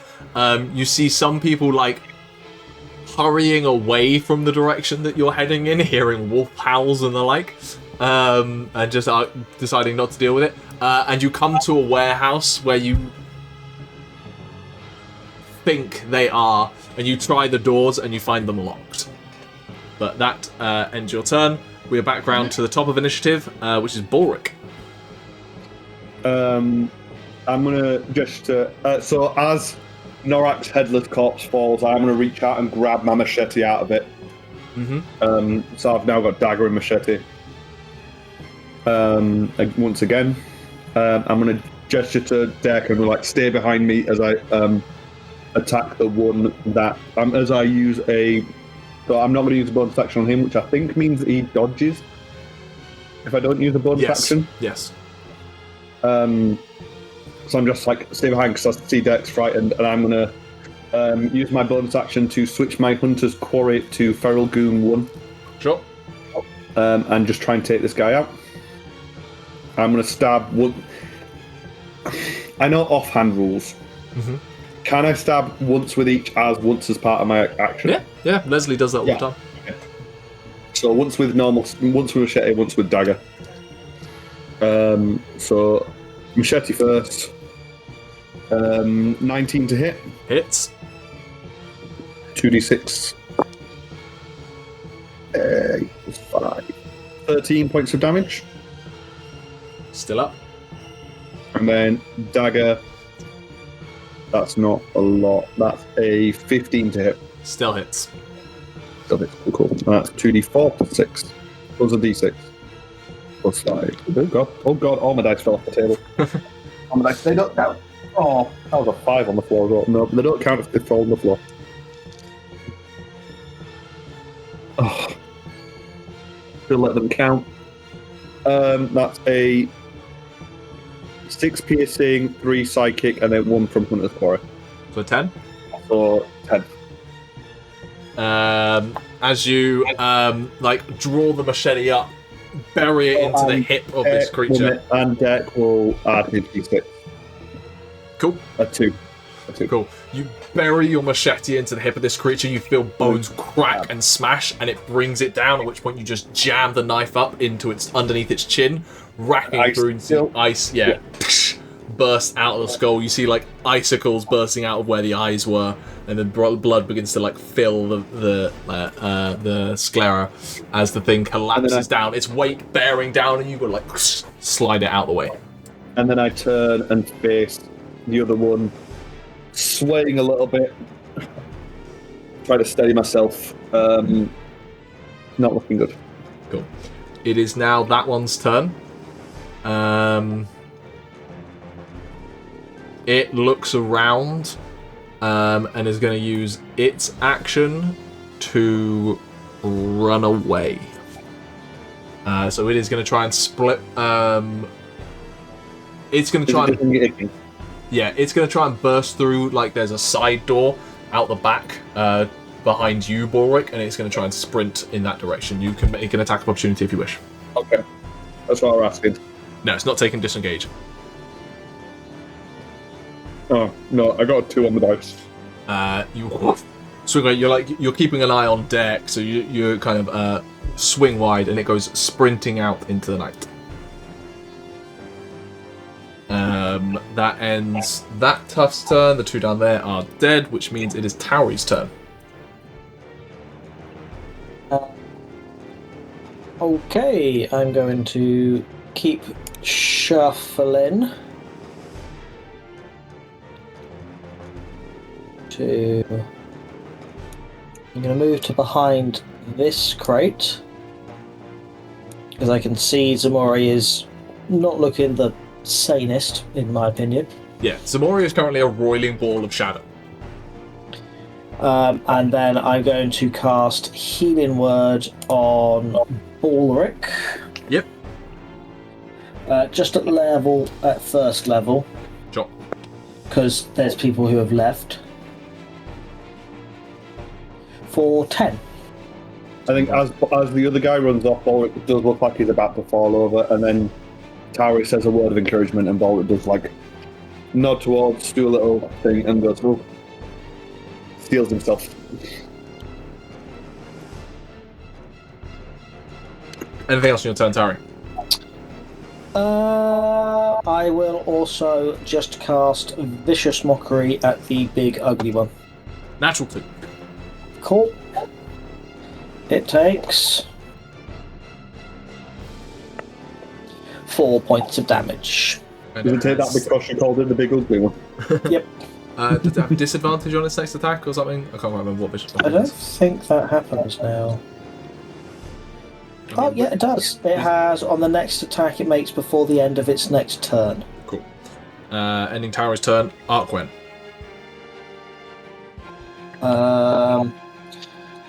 He will move forwards. He can't move that far, so we'll just get to about here, I think. Kind of trying to put himself in a path towards Tauri. Cool, I've tried. Anything else on this turn?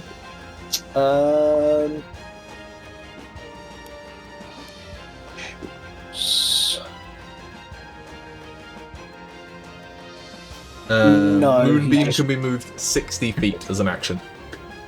Yeah, I don't think I can quite. Not far enough.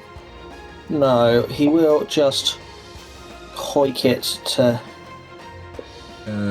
Just between Lesley and himself is where it was set. Yeah, he'll kind of use it as another thing for somebody to have to go around if they come for him. Yeah, cool. Ending Arquen's turn. Ximori.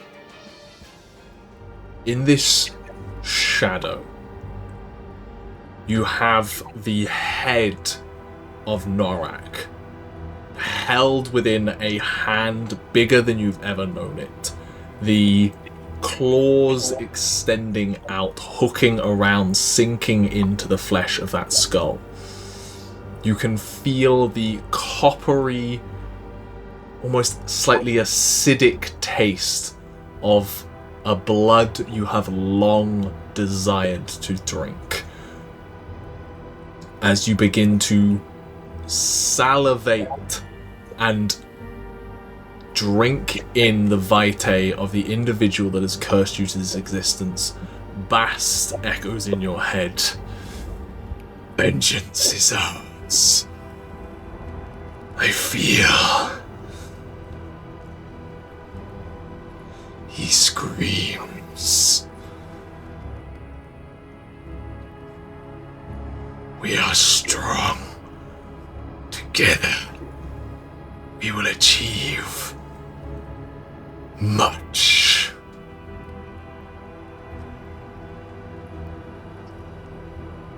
And as I look down at the half of the head of Norak, just raise it up and squeeze more of it into my mouth. Drink of his hated fighting. Let it fill you. And squeeze until the bones crack and the matter spills from between my fingers as I turn that face that has haunted me for so very long into an unrecognizable pile of matter and blood and let it drop. In that moment, as you let it drop and the pain of the past momentarily is replaced with a invigorating feeling of strength and communion with the individual that lives beside your soul. Suddenly you grab images begin to flash into your mind behind your eyes, fragments of a life you did not live. Visions of people tied to chairs, being inflicted upon pain, their minds broken and twisted, their psyches warped to behold an individual as their commander, as their one true authority.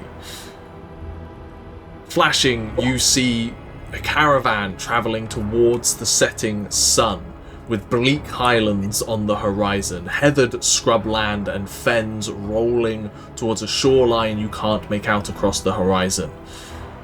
Flashing again to caves, tunnels, a sealed doorway with a concentric key mechanism sitting upon the front. Flashing again, now into the tunnels, another figure, a pale, haunted-looking woman in a high-collared robe, daubing signals of ash mixed with charcoal and blood on the walls of a cavern deep within the darkness below the earth. Flash again to outside the cave as blindfolded individuals are borne into the cave, the door sealed behind them and the lock taken apart. You see yourself in that moment, a self you don't recognize anymore. Flash forward to back in the caves, survivors, grabbing them, subduing them, wrapping them in manacles and chains, taking them elsewhere to break them as well. And then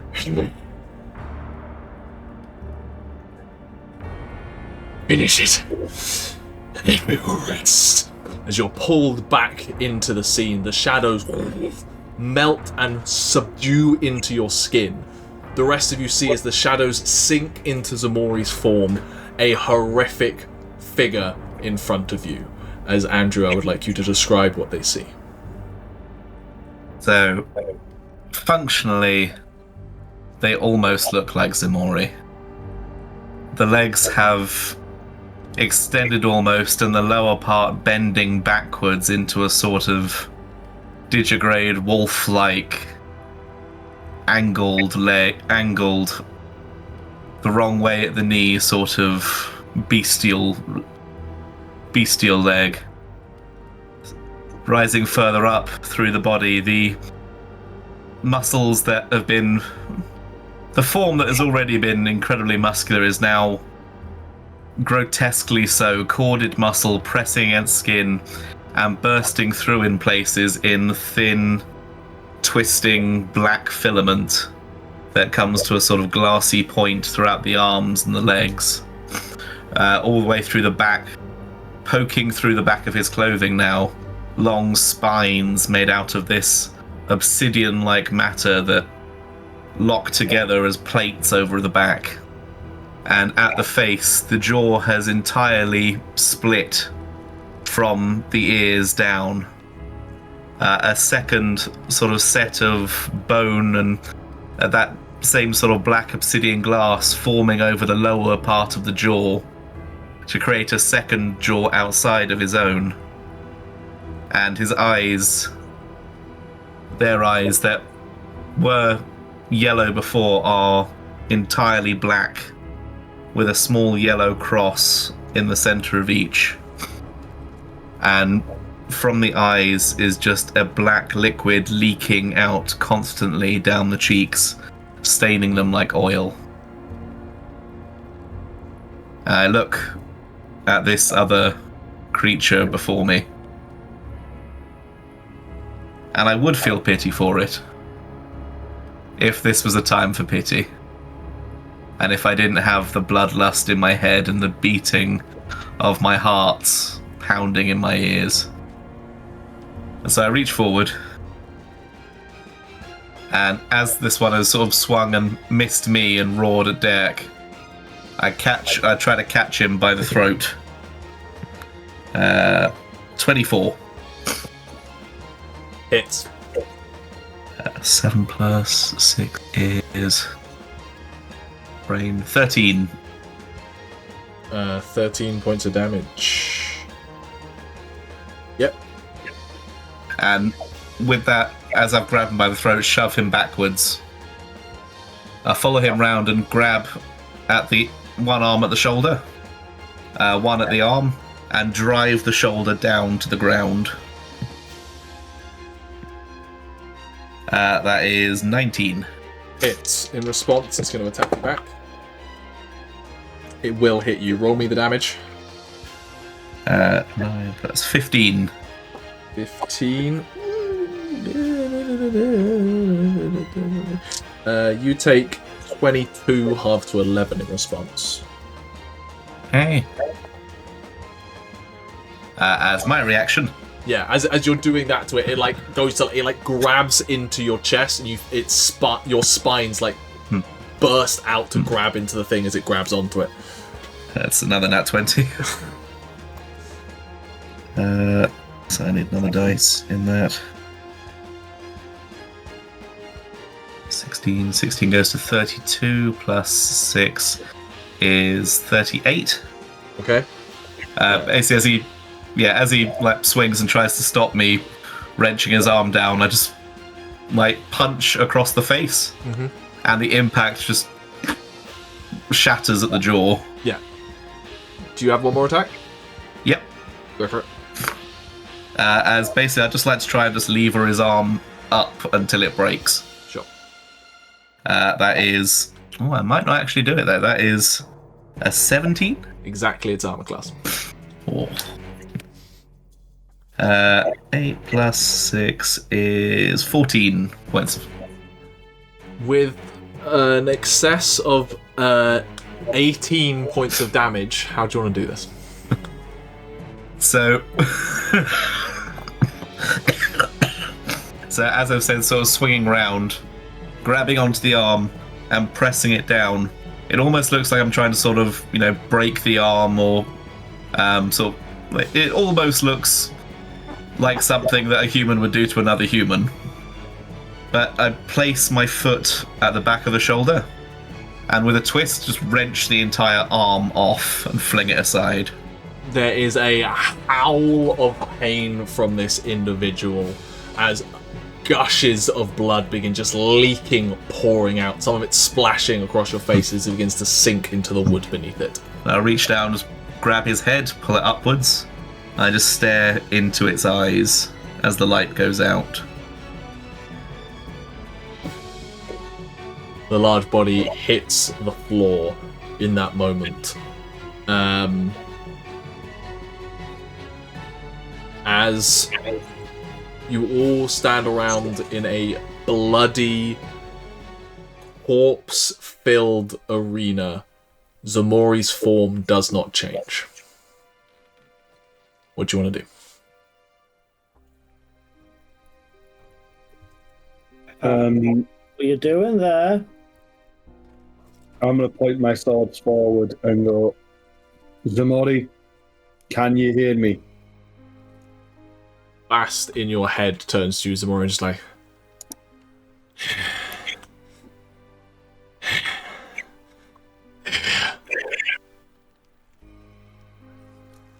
with us. They're with us. Don't worry. They're our pack. You feel Bast, in a satisfied sense, go back into the hind brain of you and your hind consciousness. Still there, you can see him, feel him still observing the world and guiding you. But you are in control of yourself entirely in this moment. I'll sort of stand up, turn around, shaking the blood off my hands to look at my friends. Like,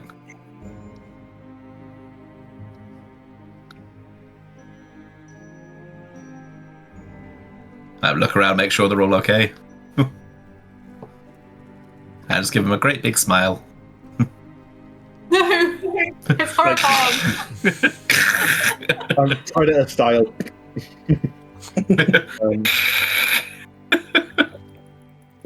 Sure, it's fine. That's here, Sherlin. You and I have Can you- different opinions after that smile. I was being a little bit sardonic. I think that's the word. I think you're not going to attack us. Stop staring at Balrick and in your head, Balrick, you just hear, I can't hear you. I can't hear you. You can't. You can also at this point, as much as Ximori is, your eyes are drawn into the terrifying visage of a half demon in front of you. Ximori is not human right now. If he walked out on the streets, he would sow panic and chaos. You are all looking at something wholly unnatural.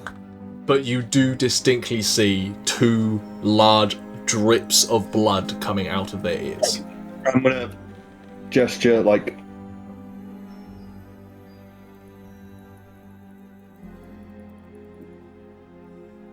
And the claws just sort of like shrink down, but they don't disappear anymore. I'm going to sheathe my machete, put my knife back in my boot, and just like, as in like.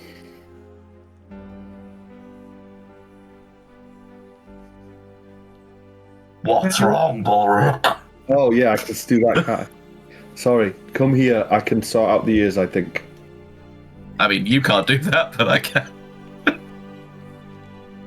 Can I not? No, you can't respond to my telepathy. No, he can. Oh, He can speak to you. That is it. You kind of need Aderyn in this moment. At which point, you lot hear poof, poof on the large doors, where a moonbeam is still was lingering around with the scorched wood from the moonbeam. So I can't respond to his voice. No, So I I'm can't hear those doors, so. I'm like, come on up, come on, lower yourself. I walk over to Balrick. I'm just very tentatively. I'm gonna put my hands around your weird head, and I'm gonna cure wounds. Okay. Try and heal the areas. Roll me the healing. While this is happening, Lesley is going to investigate the door 7. situation, because I'm assuming Aderyn's still in his head. Yeah. I'll take that those with healing the- points. Is that with the new or the old way of doing it, just to confirm? Yeah, don't Is forget. Oh, 2d8, yeah. We're a relatively Add low another healing 3 to that. party, so 2d8 is quite Add helpful. another 3 to that. Thank you. Is that better? Is that? No, it's not, is it? None of the spells that we have are going to be able to fix Yeah. deafness. As Tauri approaches, oh, Fine. What are we gonna do? He doesn't seem violent right now. What's Or the at least- matter? I say, sort of turning around. There is a guttural. There is a second voice, but behind everything Ximori says now. You lot can now hear Bast, even if you don't know it. What is the matter? Dirk is still like flinching. Like Dirk was scared of the other thing. Dirk is still flinching away from Ximori at this point. And I'm gonna reach out a hand just to like reassure Dirk. I don't think. Speaking to Tauri, I don't think he's violent right now, but we can't communicate with him. Aderyn can communicate with him. Lesley, at this point, you've headed over to the door. You can see that it has like a large wooden beam, just like pasted on slats to keep the thing shut from being opened. That's all. It's all the lock is. Classic lock. Leslie's been giving Aderyn like a very Leslified play-by-play of what's happening. It's not accurate, but he has been rating like the monster butts out of 10. So she knows what's important. While that's been happening, Tauri has pulled out her an emerald pen and has just started writing in the air in front of Ximori. Oh, illusory script. Yeah. Just going, we don't have a great way of doing this, but this is something. Yeah, Lesley will let Aderyn in as well. But that's a cool way to do it. It takes me a little moment to read. Like, okay. Ask him if he can turn this off. I literally just transcribe everything that everyone's saying. At this point, you hear the... As Lesley is not the strongest man in the world, does get it off, but does drop the large wooden thing that holds a warehouse's doors shut. It sounds like every night in his bed. Lesley, as you start handling quite large pieces of wood. But it's not his own. The door is then pushed open and you see Aderyn enter. Aderyn, the sight in front of you is ghastly. It is... You've walked into a slaughterhouse that was formerly a storehouse. Well, this is not exactly subtle. For the sake of this, can you roll me a wisdom save?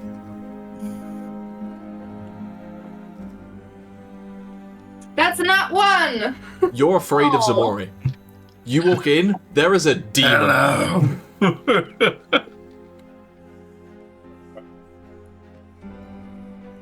That means mechanically you can't approach. I'm gonna like mentally to Lesley. Is that Ximori? That's Ximori. They got Norak. They did it, but then this happened. What's the matter? They in control? Lesley say will ask they that are. out loud. You all look freaked out. From the other side of the warehouse, you see a...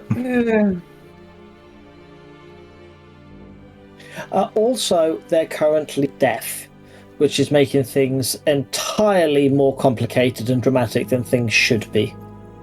You talk with them. I'm going to see if Norak has something on him that'll... Well, what's left Sure. that might help. And I'm going to approach Norak's body and search it. Roll me an Maybe. investigation check through the bloody pieces and remaining limbs.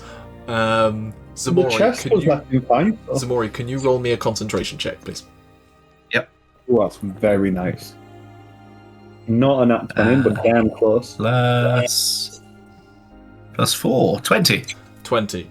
At any point, should you wish, you can gain control of your physical appearance. Yeah. I just don't know that I don't know that I've changed yet. 25, is that Chris? Mm-hmm. Going through Norak's body, you do find some various pouches of narcotic substances. Should you wish, you can note down 3 pouches of narcotic substance, of like Norak's narcotics or something like that. I will send you each one. Oh, they do. Each one does one separate thing. Each one You manage to save some from the leaking blood, so you get 1 use of each. I will send you the details in a little bit. You don't entirely know what they do yet. You also find a greater healing potion that he never had chance to use.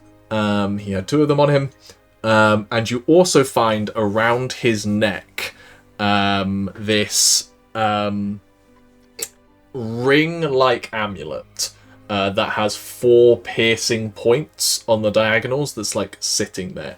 Quite well constructed. You think it's made out of some kind of like Damascus steel or some kind of effect like that. That does have magical inscribing in Draconic that you can grab as well.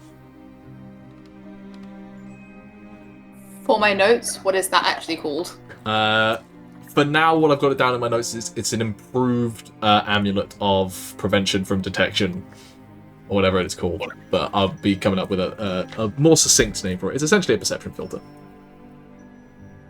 It's the thing that made us do. It's the thing that made us do a wisdom save. Yeah. But there's nothing, there's a greater healing, but there's nothing like restoration style that could affect deafness. Yeah, and it was a long shot. I go. What does Arquen have? Arquen has lesser restoration. He might not have it today, but he can cast it. Me too. Which does. Does it do deafness? It does cure the deafened condition. I will say in this instance, you can certainly try it. Ximori has done permanent damage. You may need something stronger. You can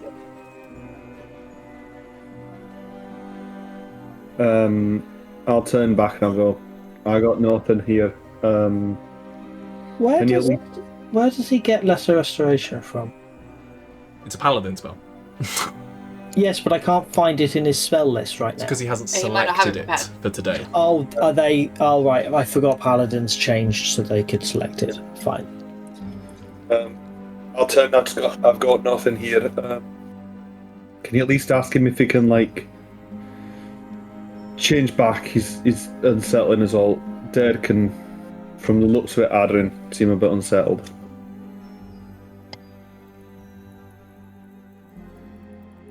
Was that Seeing to town? Aderyn and Lesley huddled and whispering mentally to at the town? other side. Specifically. Yeah. The matter? Right. Basically, all that's happening is I'm literally writing B and then everything he says after it. A and everything he says after it. AR and everything afterwards. It's basically a Discord chat right now in front of Ximori that he can I don't scroll if he realise needs that. to. I'm like, tell him this, and then you're like... Is Ximori speaking out loud, going what's happening, or can we assume that Lesley, being the man that he is and what a man that is, would be in the possession of a little mustache mirror? A little pocket mirror. For the mustache. It's got a mustache on it. And a comb inside. Leslie's gonna really slowly and Leslie's a bit scared, but approach Ximori because Ximori is still grotesque friend-shaped, and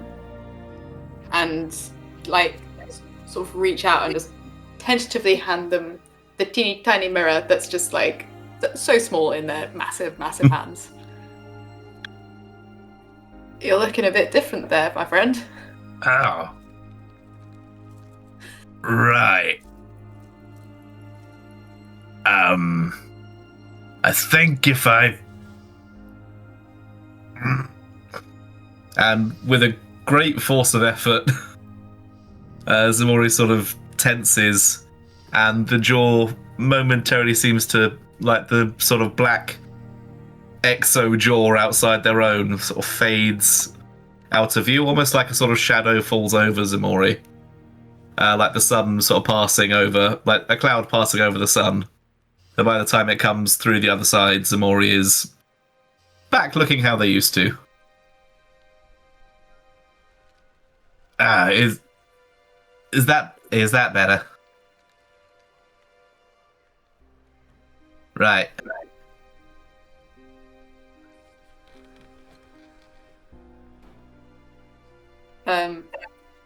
That's new. As they've changed back, is Aderyn still scared? No, she doesn't have the frightened condition, but Zara is free to. I mean, she can still be scared.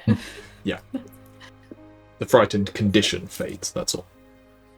Yeah. Lesley will say, "See, Aderyn, it's our friends, Ximori. They'd never hurt us." Again. Are you feeling okay? Out loud or in his head? I look at my text to speech. Yeah, I'm feeling good. I'm feeling really good, actually. I mean, I'm a bit woozy. I lost a lot of blood. What about the voice in your head? Oh, we're friends. He's a bit louder. Is it a good thing that you're friends? Well, if I'm gonna have a voice in my head, I'd rather it be my friend.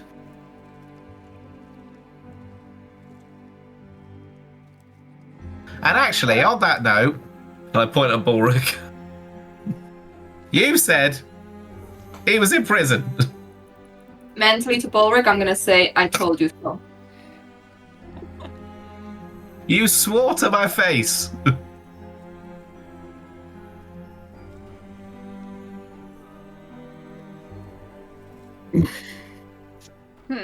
I Let- think maybe this is a conversation we can have when everyone can hear. You can't hear it at the moment. I'm currently bleeding out a little bit. Oh no, 1 minute. Sorry, Scottish. I'm currently bleeding out a little bit. So let's try this.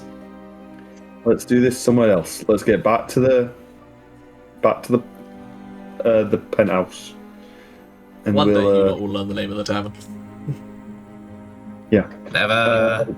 Golden something. Halfway there, I'll give him that. I know it's usually me that gets us Anchor? caught, but we might want to sneak out. If people see us coming out of here and then see this, they're gonna ask questions. By this point, I've actually started putting everyone's different voices in You've got different fonts. colours. Different fonts. Different fonts, different colours, and everything. But just so it's even easier. At that point, I don't know about all these new features. At that point, you hear a scream. That'll be the one that escaped you lot. Yeah, one of them escaped. I don't have the energy or the preparation to keep us quiet as we go around town. I can't control us being stealthy. I'm going to, while this is all happening, be casting prestidigitation consistently and constantly on everyone who is bloody. Okay, I was going to say, if you're doing it on the it's not going to room... do it. No, on all of the party members. Sure. Well, you're stopping the script then. No, I'm literally writing and then wait and then. In between in breaths. You can get the worst. Ximori takes a lot. Yes, I assume it like, and on other people it kind of like gets like hits the entire body and gets rid of lots, and then Ximori it's just like, right, that's half the face. That's Just takes the a other layer half off. of the face. Right, that's. Yeah. It's like peeling back an onion. I think we've got a choice now. We can go after that scream. I don't want to leave. One of them was running free. We can go after that, but I think we'll get connected to it at that point. As bad as it sounds, we need to just leave. I think one it's that- scale guard can handle.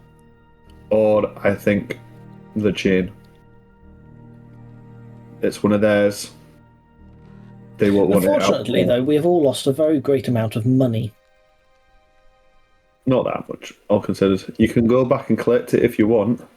I don't think any of us will be able to collect our winnings, possibly. What happened? How did they even fight without us? They had stand-ins. They were less than impressive. We could complain. I don't think the chain will care for complaints. Kane has customer service. We've got money. It It's was Billy and Bob. It was a lot. it was only a few hundred. It's fine. Couple of hundred. If you've been dissatisfied with the quality of your kidnapping, press 1. I touch the writing in the air. Does it do anything to it? It's just an illusion. Your finger goes through it. Oh.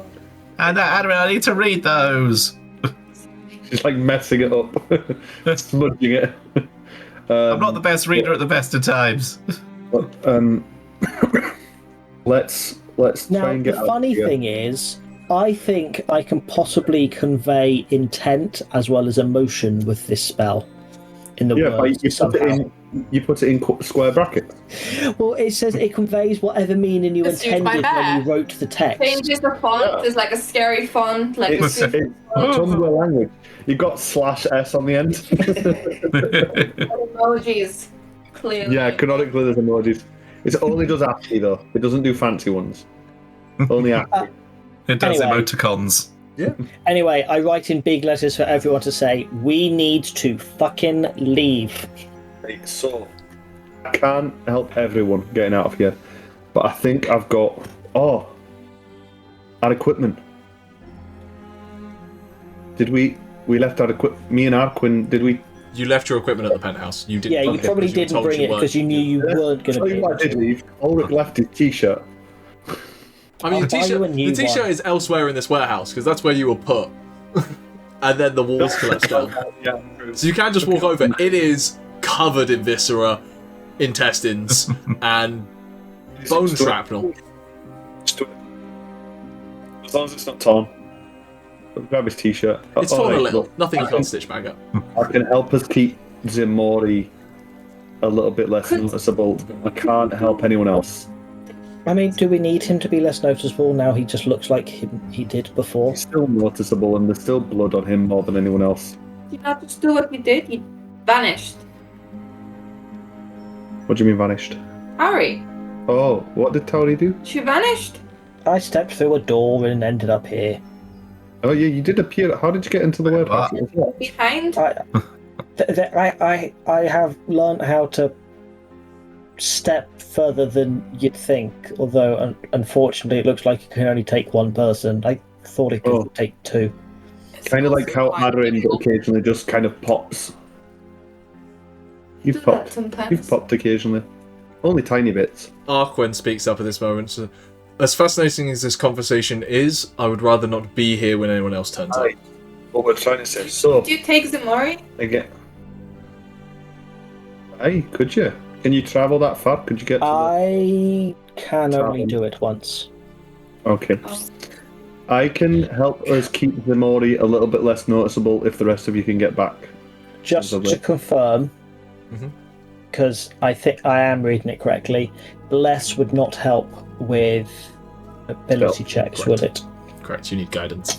I can give enhanced ability is what I'm saying. I don't have Pass Without a Trace prepared, but I can give Ximori enhanced ability to enhance stealth, presumably because Ximori might have disadvantage, but either way, because Ximori is the one we want least noticed.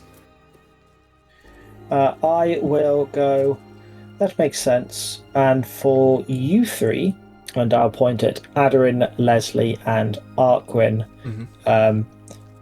just do your best. And they'll each get a bardic inspiration, which is all of the bardic inspirations I have left. Okay. I can walk ahead and report back if there are any people. I don't look suspicious.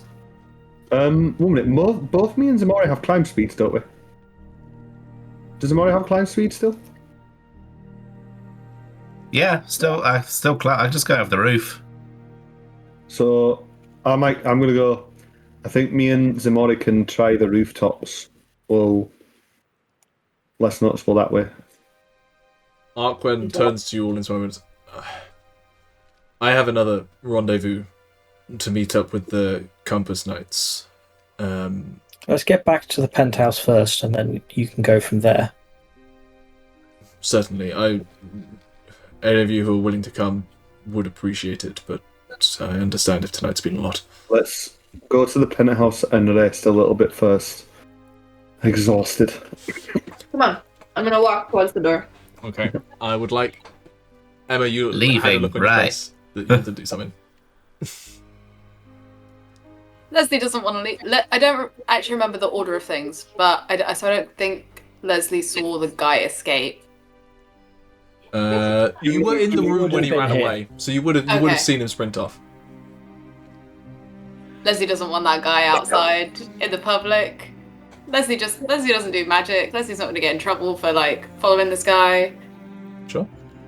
I think Lesley wants to peel off Okay. to try and deal with that. Are you trying to But peel not off without telling being anyone. noticed, or are you telling everyone? No, we're not going renegade. Like, we're not going rogue, but like, gonna tell everyone. But this is what Leslie's gonna do. Doesn't want to help with it. It seems like it could be doable, or at the very least, keep it away from the general public until the Scale Guard turn up. You've got to go after it yourself. You're not. Are you injured at all? Are you injured at all? A tiny bit, All right. but it's mainly splinters. I'll clap you on the back anyway, and I'll just go like, do your best. They're not one-on-one. I don't think they'll be too much of a trouble for a seasoned fighter like you. And I'll cure wound you. Thank you.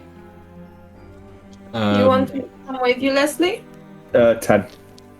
Amazing.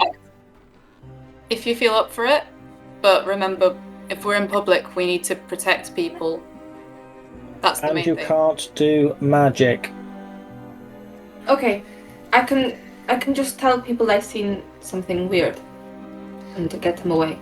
If you'd just keep people away if you're going to be there. Let Lesley deal with it. Do you have something to defend yourself with that isn't magical? I'll lift up my stuff.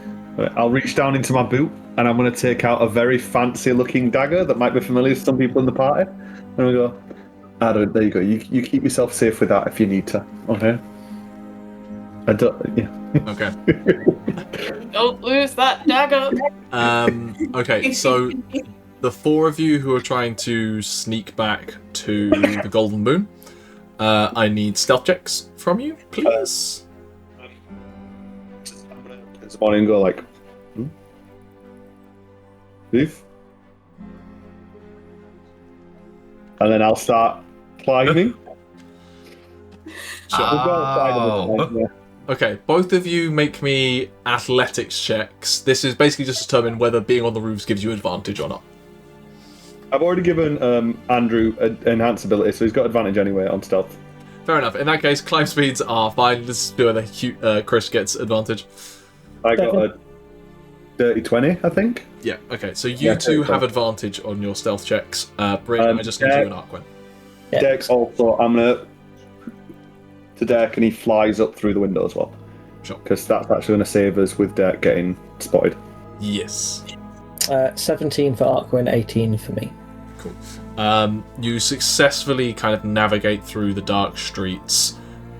You two very distinctly see a squad of Scale Guard heading in the direction that you came from, essentially. You're unsure as to exactly whether they're heading to the Scream or to where you literally were, but they're heading in that direction.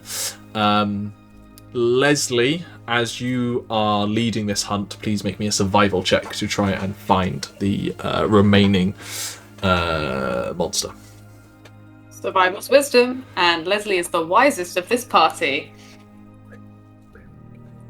You do have inspiration if needed. I Hell? know I do. Yeah, I think Aderyn Sorry? was asking, can she help? Yeah, sure. Yeah, that makes sense. Do you have proficiency in survival? No. Just you have. I've No. Just real good at it. I've toyed with that as a house rule that you can only help on stuff you're proficient with, but I think at the end of the day it's just too much red tape. Too great. Also, then the bard breaks it. No, because the bard isn't proficient. Still gets a lot of stuff. You still get lots of. Thank you very much, Sorry. That was a 17 for a 16.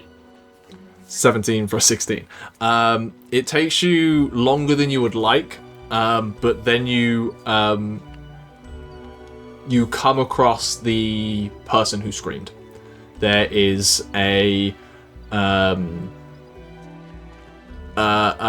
woman, fairly like hardy worker. You assume she works in some kind of manual labor job, half elf, who has just been like clawed down in the street. There's currently someone else there. You don't know who, like trying to like help them. You can't tell whether she's alive or dead, but you can see bloody footprints leading around to an alleyway. At which point you kind of curl around there, and you can hear the kind of heavy panting from within. What do you want to do? There's heavy panting in the alley. Yeah. Step into the alley. Step into the alley. It is a dark alley. Do you have a light source? I'm a human. A useless human. Aderyn, T2. Can actually see in the dark. Is there not a light source in this alley? Is No. there like a light source in the... Is there any light anywhere? A Lesley, fire? I would like you to roll me a perception check at disadvantage as you enter around. Yeah, that's fair.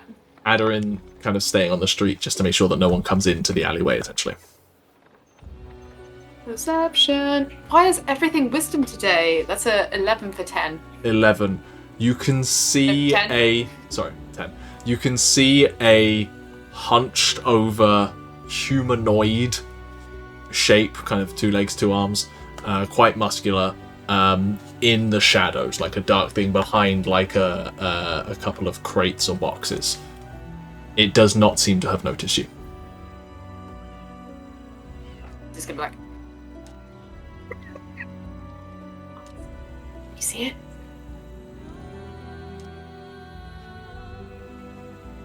What do your half-elf eyes see? What do my half-elf? Roll me a perception check, Aderyn. Nat 20. I eat my carrots. You see in the alleyway a half-orc man hunched over, blood on their claws, and they're just staring at their claws, or staring at what was claws, at just standard hands, clothes ripped and torn, trying to almost compose themselves in that moment. I could mentally tell Lesley, it's like a half orc. They're hunched over at the end. They're looking at their hands. I think perhaps they don't want to hurt anybody. They look like I don't know, like they're thinking about it. I could try and talk to them in their head. Maybe that would spook them.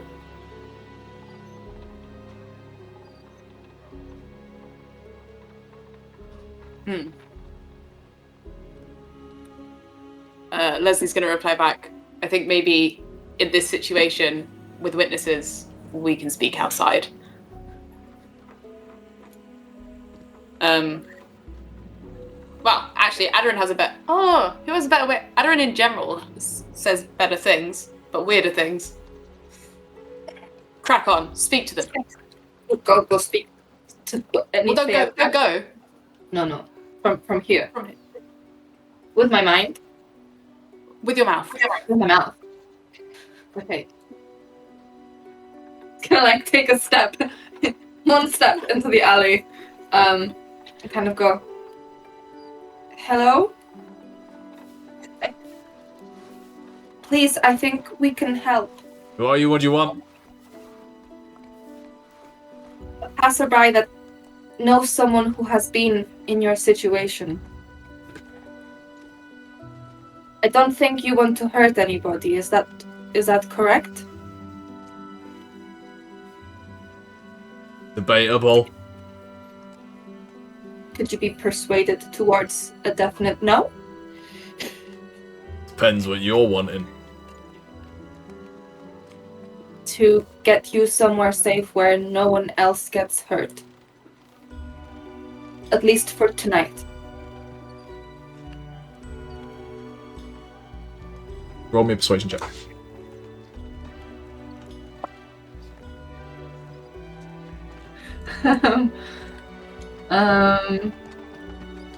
That is a 4 plus 7. Can I add... What did Tauri give me? Barry gave you a D8 Bardic Inspiration. I'm gonna use it. So. 17. Alright. I don't know you, I don't trust you. And that's a smart thing. Do you want to follow us? Do you look presentable? Are you gonna scare people? Do with a bit of a clean-up, but I've been rougher. Okay. We have a place at an inn, and we can help, right, Lesley? Lesley has some coin on him. He's like, no, we can take you to an inn, get you bed and board for the night. All right. You can clean yourself up and stay out of trouble. Sure. I'm gonna mentally tell Lesley I shouldn't clean them up, right? The man kind of steps out of the alley. You see, as say, this half-orc man showing a few kind of cuts and scrapes, but not excessive. Definitely can tell they were in a fight. And your mind does go to the fact that, like, well, neither of you know this, but neither of you know this. This half-orc guy steps out of like, alright, if you want to pay for inn, there's one a couple of blocks up. You can see now that with this shirt off, you can see a relatively short chain link tattoo that kind of stretches over the top of a pec muscle and down underneath the armpit. I mean, not cool. And you kind of walk up. You can tell that he's rather like cautious around you, but at no point does he jump to anything. He seems to be taking you at your word for now, but is like keeping an eye out for in case you do anything. But do you just take him to the inn, get him room and board, and then leave him there, or what do you want to do? While we walk, I'm gonna ask Lesley, like, is it safe to just leave him? What if he goes, tomorrow? Well, in the head, obviously. Norak's gone. I don't know who else can control them. I don't know who else knows the words. Their whole organization is bound to be somebody else, I bet.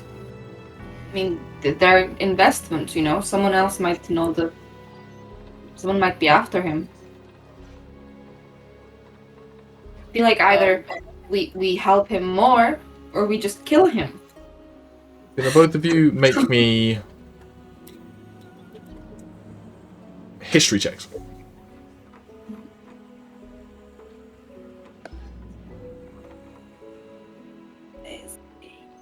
It's a natural 20.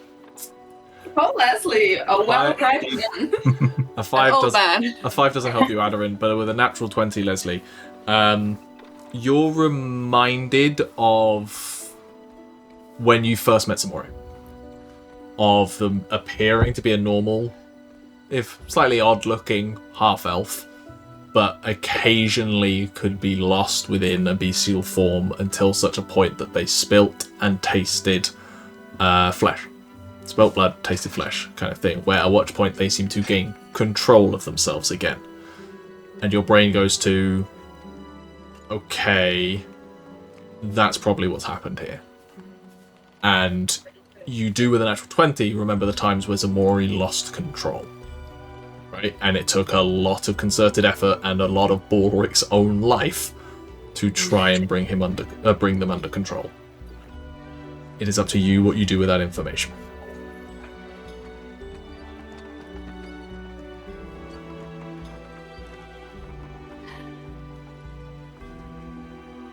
Lesley will say that also to Aderyn, so we're both on the same page. I think this might be beyond, like, out of our hands. I think we buy a bed and board, then contact the Scale Guard to say we know who's harmed that woman. And tell them what? We know this guy is going to turn into some sort of animal. How do we know that? Ooh, an educated guess. I think that the evidence kind of speaks for itself. We can say that we found them in the alley covered in blood. There are 2 witnesses. Or maybe 1. I don't know if she's alive. And we do this anonymously. Or as anonymously as we can. Okay, so what's gonna happen? You'll just go to jail? It's safer for him and safer for the rest of the people, and it means we don't kill him. It doesn't feel right. Look, I don't particularly want to kill him. I'm invested now. I know. I was expecting him to still be beast. I thought it'd be much easier. It turns out there are people in there. That's difficult. It's just sad because, you know, this could be Ximori. But we gave Ximori a chance. Has the guy tried to talk to us at all, like on our little walk? Or is he just like no? silent? He is completely unsure what you're doing or why, and neither of you are the most insightful people. Aderyn's actually alright. Like, he's basically on the lookout for a trap or being walked somewhere, and is basically constantly like just checking like escape routes if he needs to run. But at the same time, he's being offered a free room and board, so isn't going to turn that down.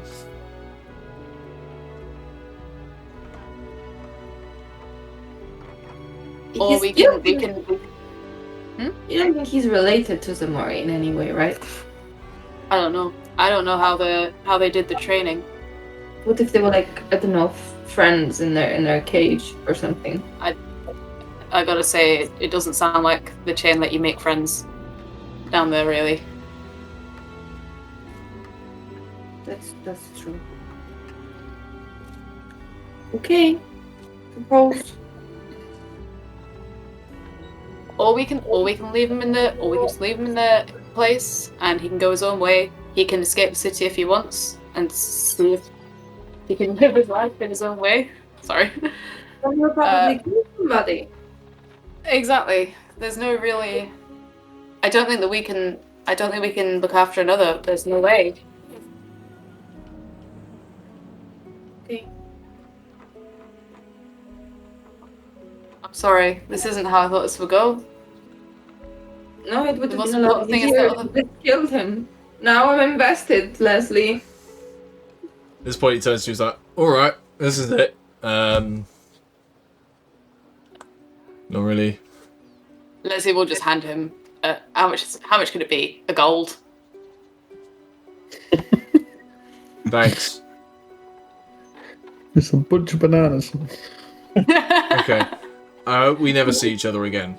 For your sake, we don't, anyway. Wait, are you sure you're going to be okay? Where will you go next? Don't think that's any of your business. Well, no, it isn't. Good night, then. No, but I'm still asking. And I'm choosing not to answer. Good night. He walks into the inn. It's not very friendly. Can you blame him? No. At which point, as the two of you then begin your walk back to the Golden Moon, we'll jump back to the rest of you who have made your way back. At this point of the night, the moon is quite rowdy. I'm not gonna lie, there does appear to be a few Stormcrest soldiers in the house having one last drink before they go on deployment. There is plenty of music. It is easy enough to avoid attention due to the commotion that is happening downstairs, and for you to get upstairs and into the penthouse, where you all kind of sit down and begin to process just what happened. You can tell Arquen is restless, conscious that they have somewhere else to be, but trying to understand what the hell just happened, because this is a situation that he's only got half the story of.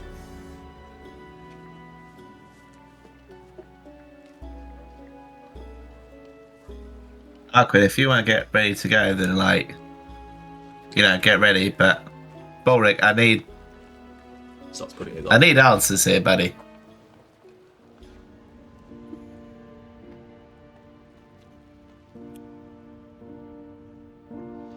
Can you hear me yet? No. What? No. All right. Tauri, are you unsubscribe? Oh. I just imagine me and Ximori came in through the window. Scaling everything. Very Assassin's Creed. Sort of, whoop, I'm in here now. Lots of hand signals and stuff. Like, alright, sit down.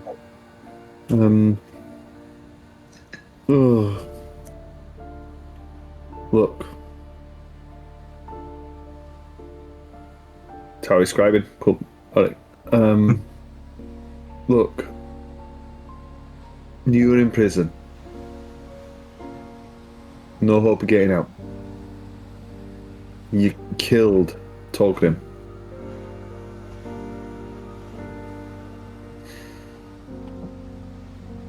We needed to get you out. We needed a fall guy. So I went to people that I knew could help. People that it's not fun to get help from. But that could. So we got you out. Did a favour. I did a favour in turn. That favour's done. Or did I do food? I had 2 favours in there. You still owe them one favour. That favour's done.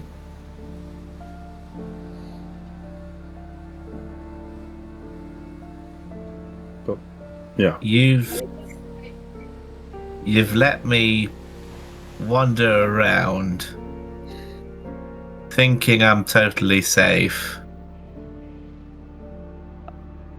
and lied to my face. But you could wander around.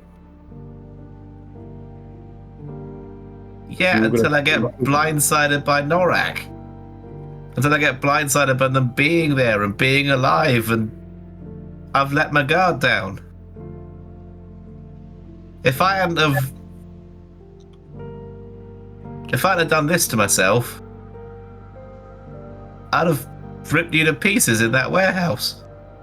I could have had a way to stop it. I could have shut him up. That's not the point. I know. If you were there, sure, you could stop it, but otherwise, he could have wandered up to me at any point, said those words, and I'd destroy a city. I'd terrorize people. You made me dangerous again to everyone.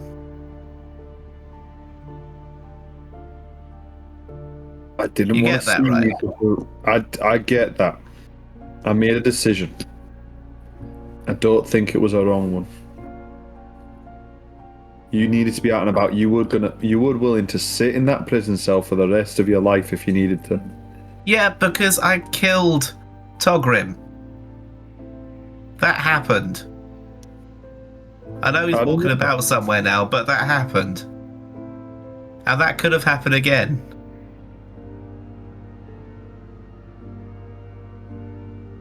I remember. But we need you to come with us. We need you free. You couldn't just be trapped there. You couldn't just stay there forever.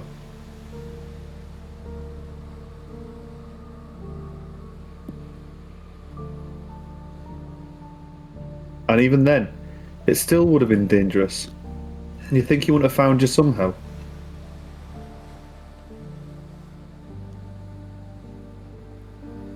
Just He would have gotten to you eventually.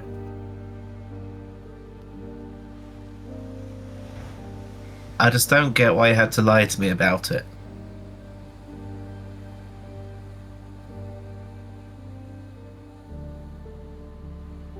You're like, I should have told you.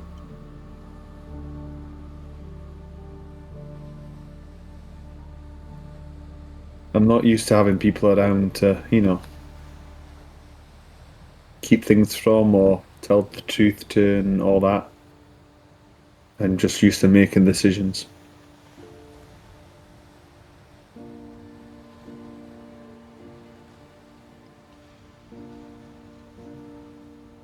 Right, well, I'm gonna go to bed. Got a lot to think about. I'm feeling a lot of things.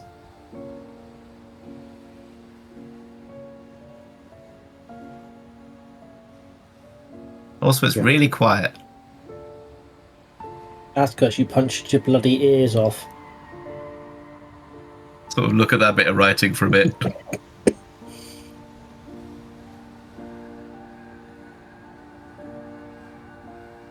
Yeah, well, better that than... Anyway, I'll go off to wherever I'm sleeping. I was in another room. A short while later, Lesley and Aderyn return to the penthouse. Arquen has grabbed everything they want for the evening and is turning to the rest of you. Turning to the two of you that are still in the room. If we can take a short rest, do we take a short rest? I'll say a short rest can be had in this instance as You will Lesley also and, then be able Aderyn to return. And you'll be able to add an extra d6 as well through Song of Rest. I'll turn to Arquen, having gotten armor on and gotten ready and fully equip myself again and going yeah, I need some fresh air. I'll help you out. Arquen turns to the two of you who've just entered. I think Ximori could use some either alone time or company, I'm not sure. But you're welcome to join me. Or stay here. Oh, it's much better than sleeping. Right. But, me and Lesley, we I'm gonna look at Lesley like...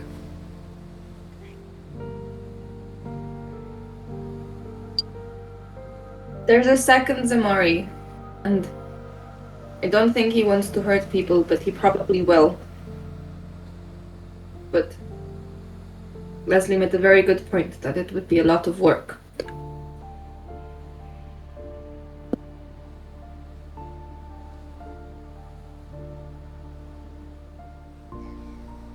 I think maybe we could tell Ximori and Ximori could have a say.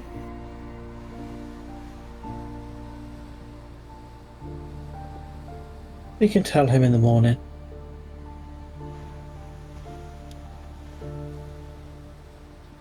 Possibly in the morning.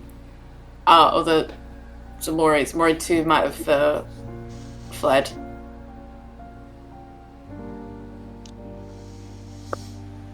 But we can definitely save it until we get back.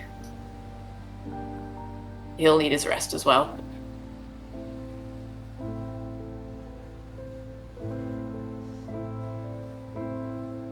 I'll leave a note, just in case Amhrain does wake up. But we'll be back before morning, right?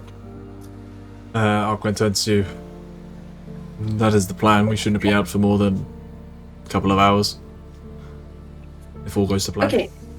Then 2 minutes, and Aderyn's gonna rush somewhere here. There'll be. She'll go. You know what? She's gonna rush to Tauri's room and steal it from Tauri's bags.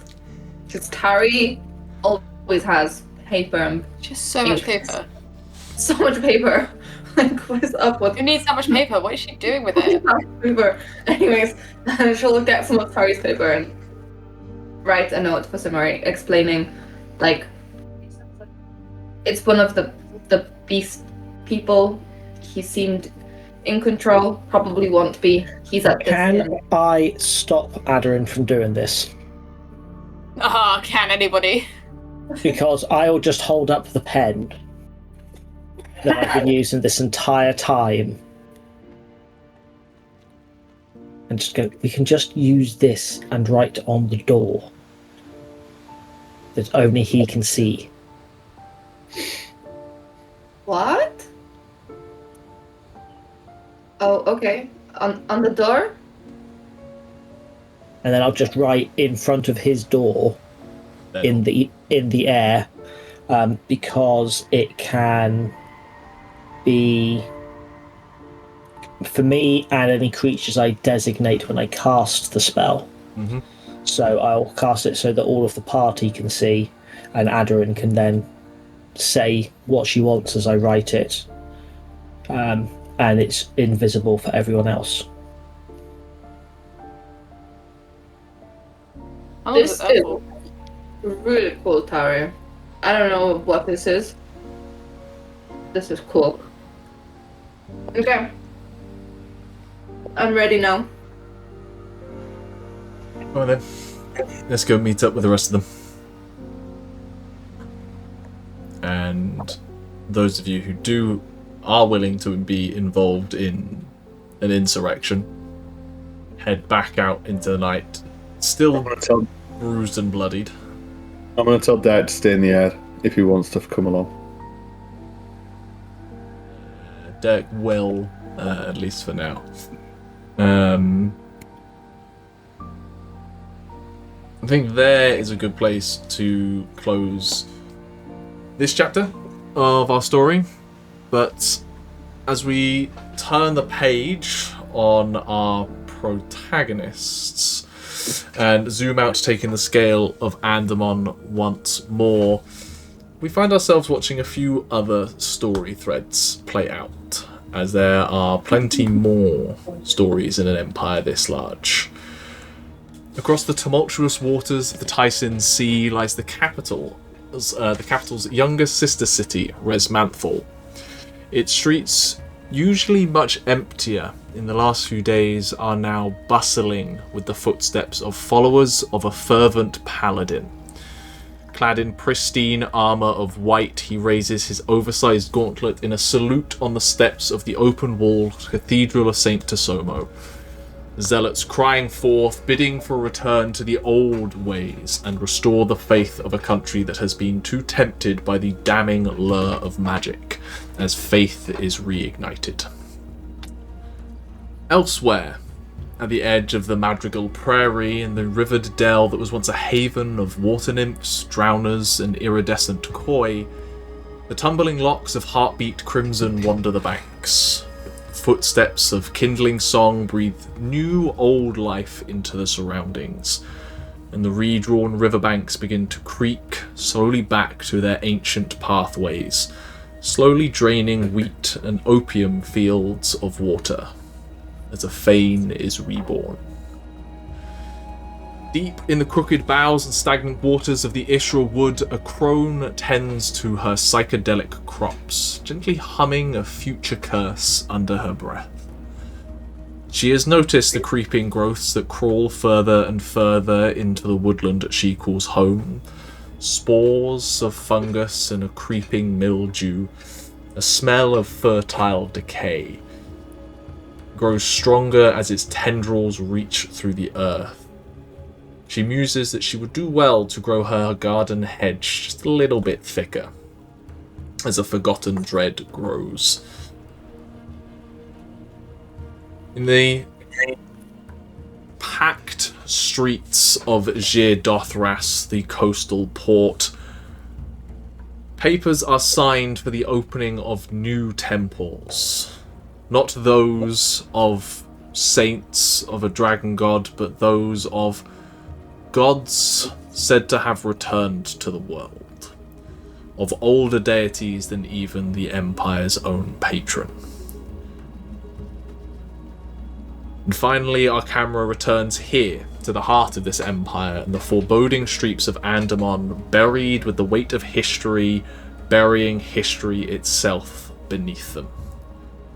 Shadows growing and clawing their way up from darkened alleys, in a sealed chamber in a hidden compound. Two figures inspect a crystalline substance that defies description.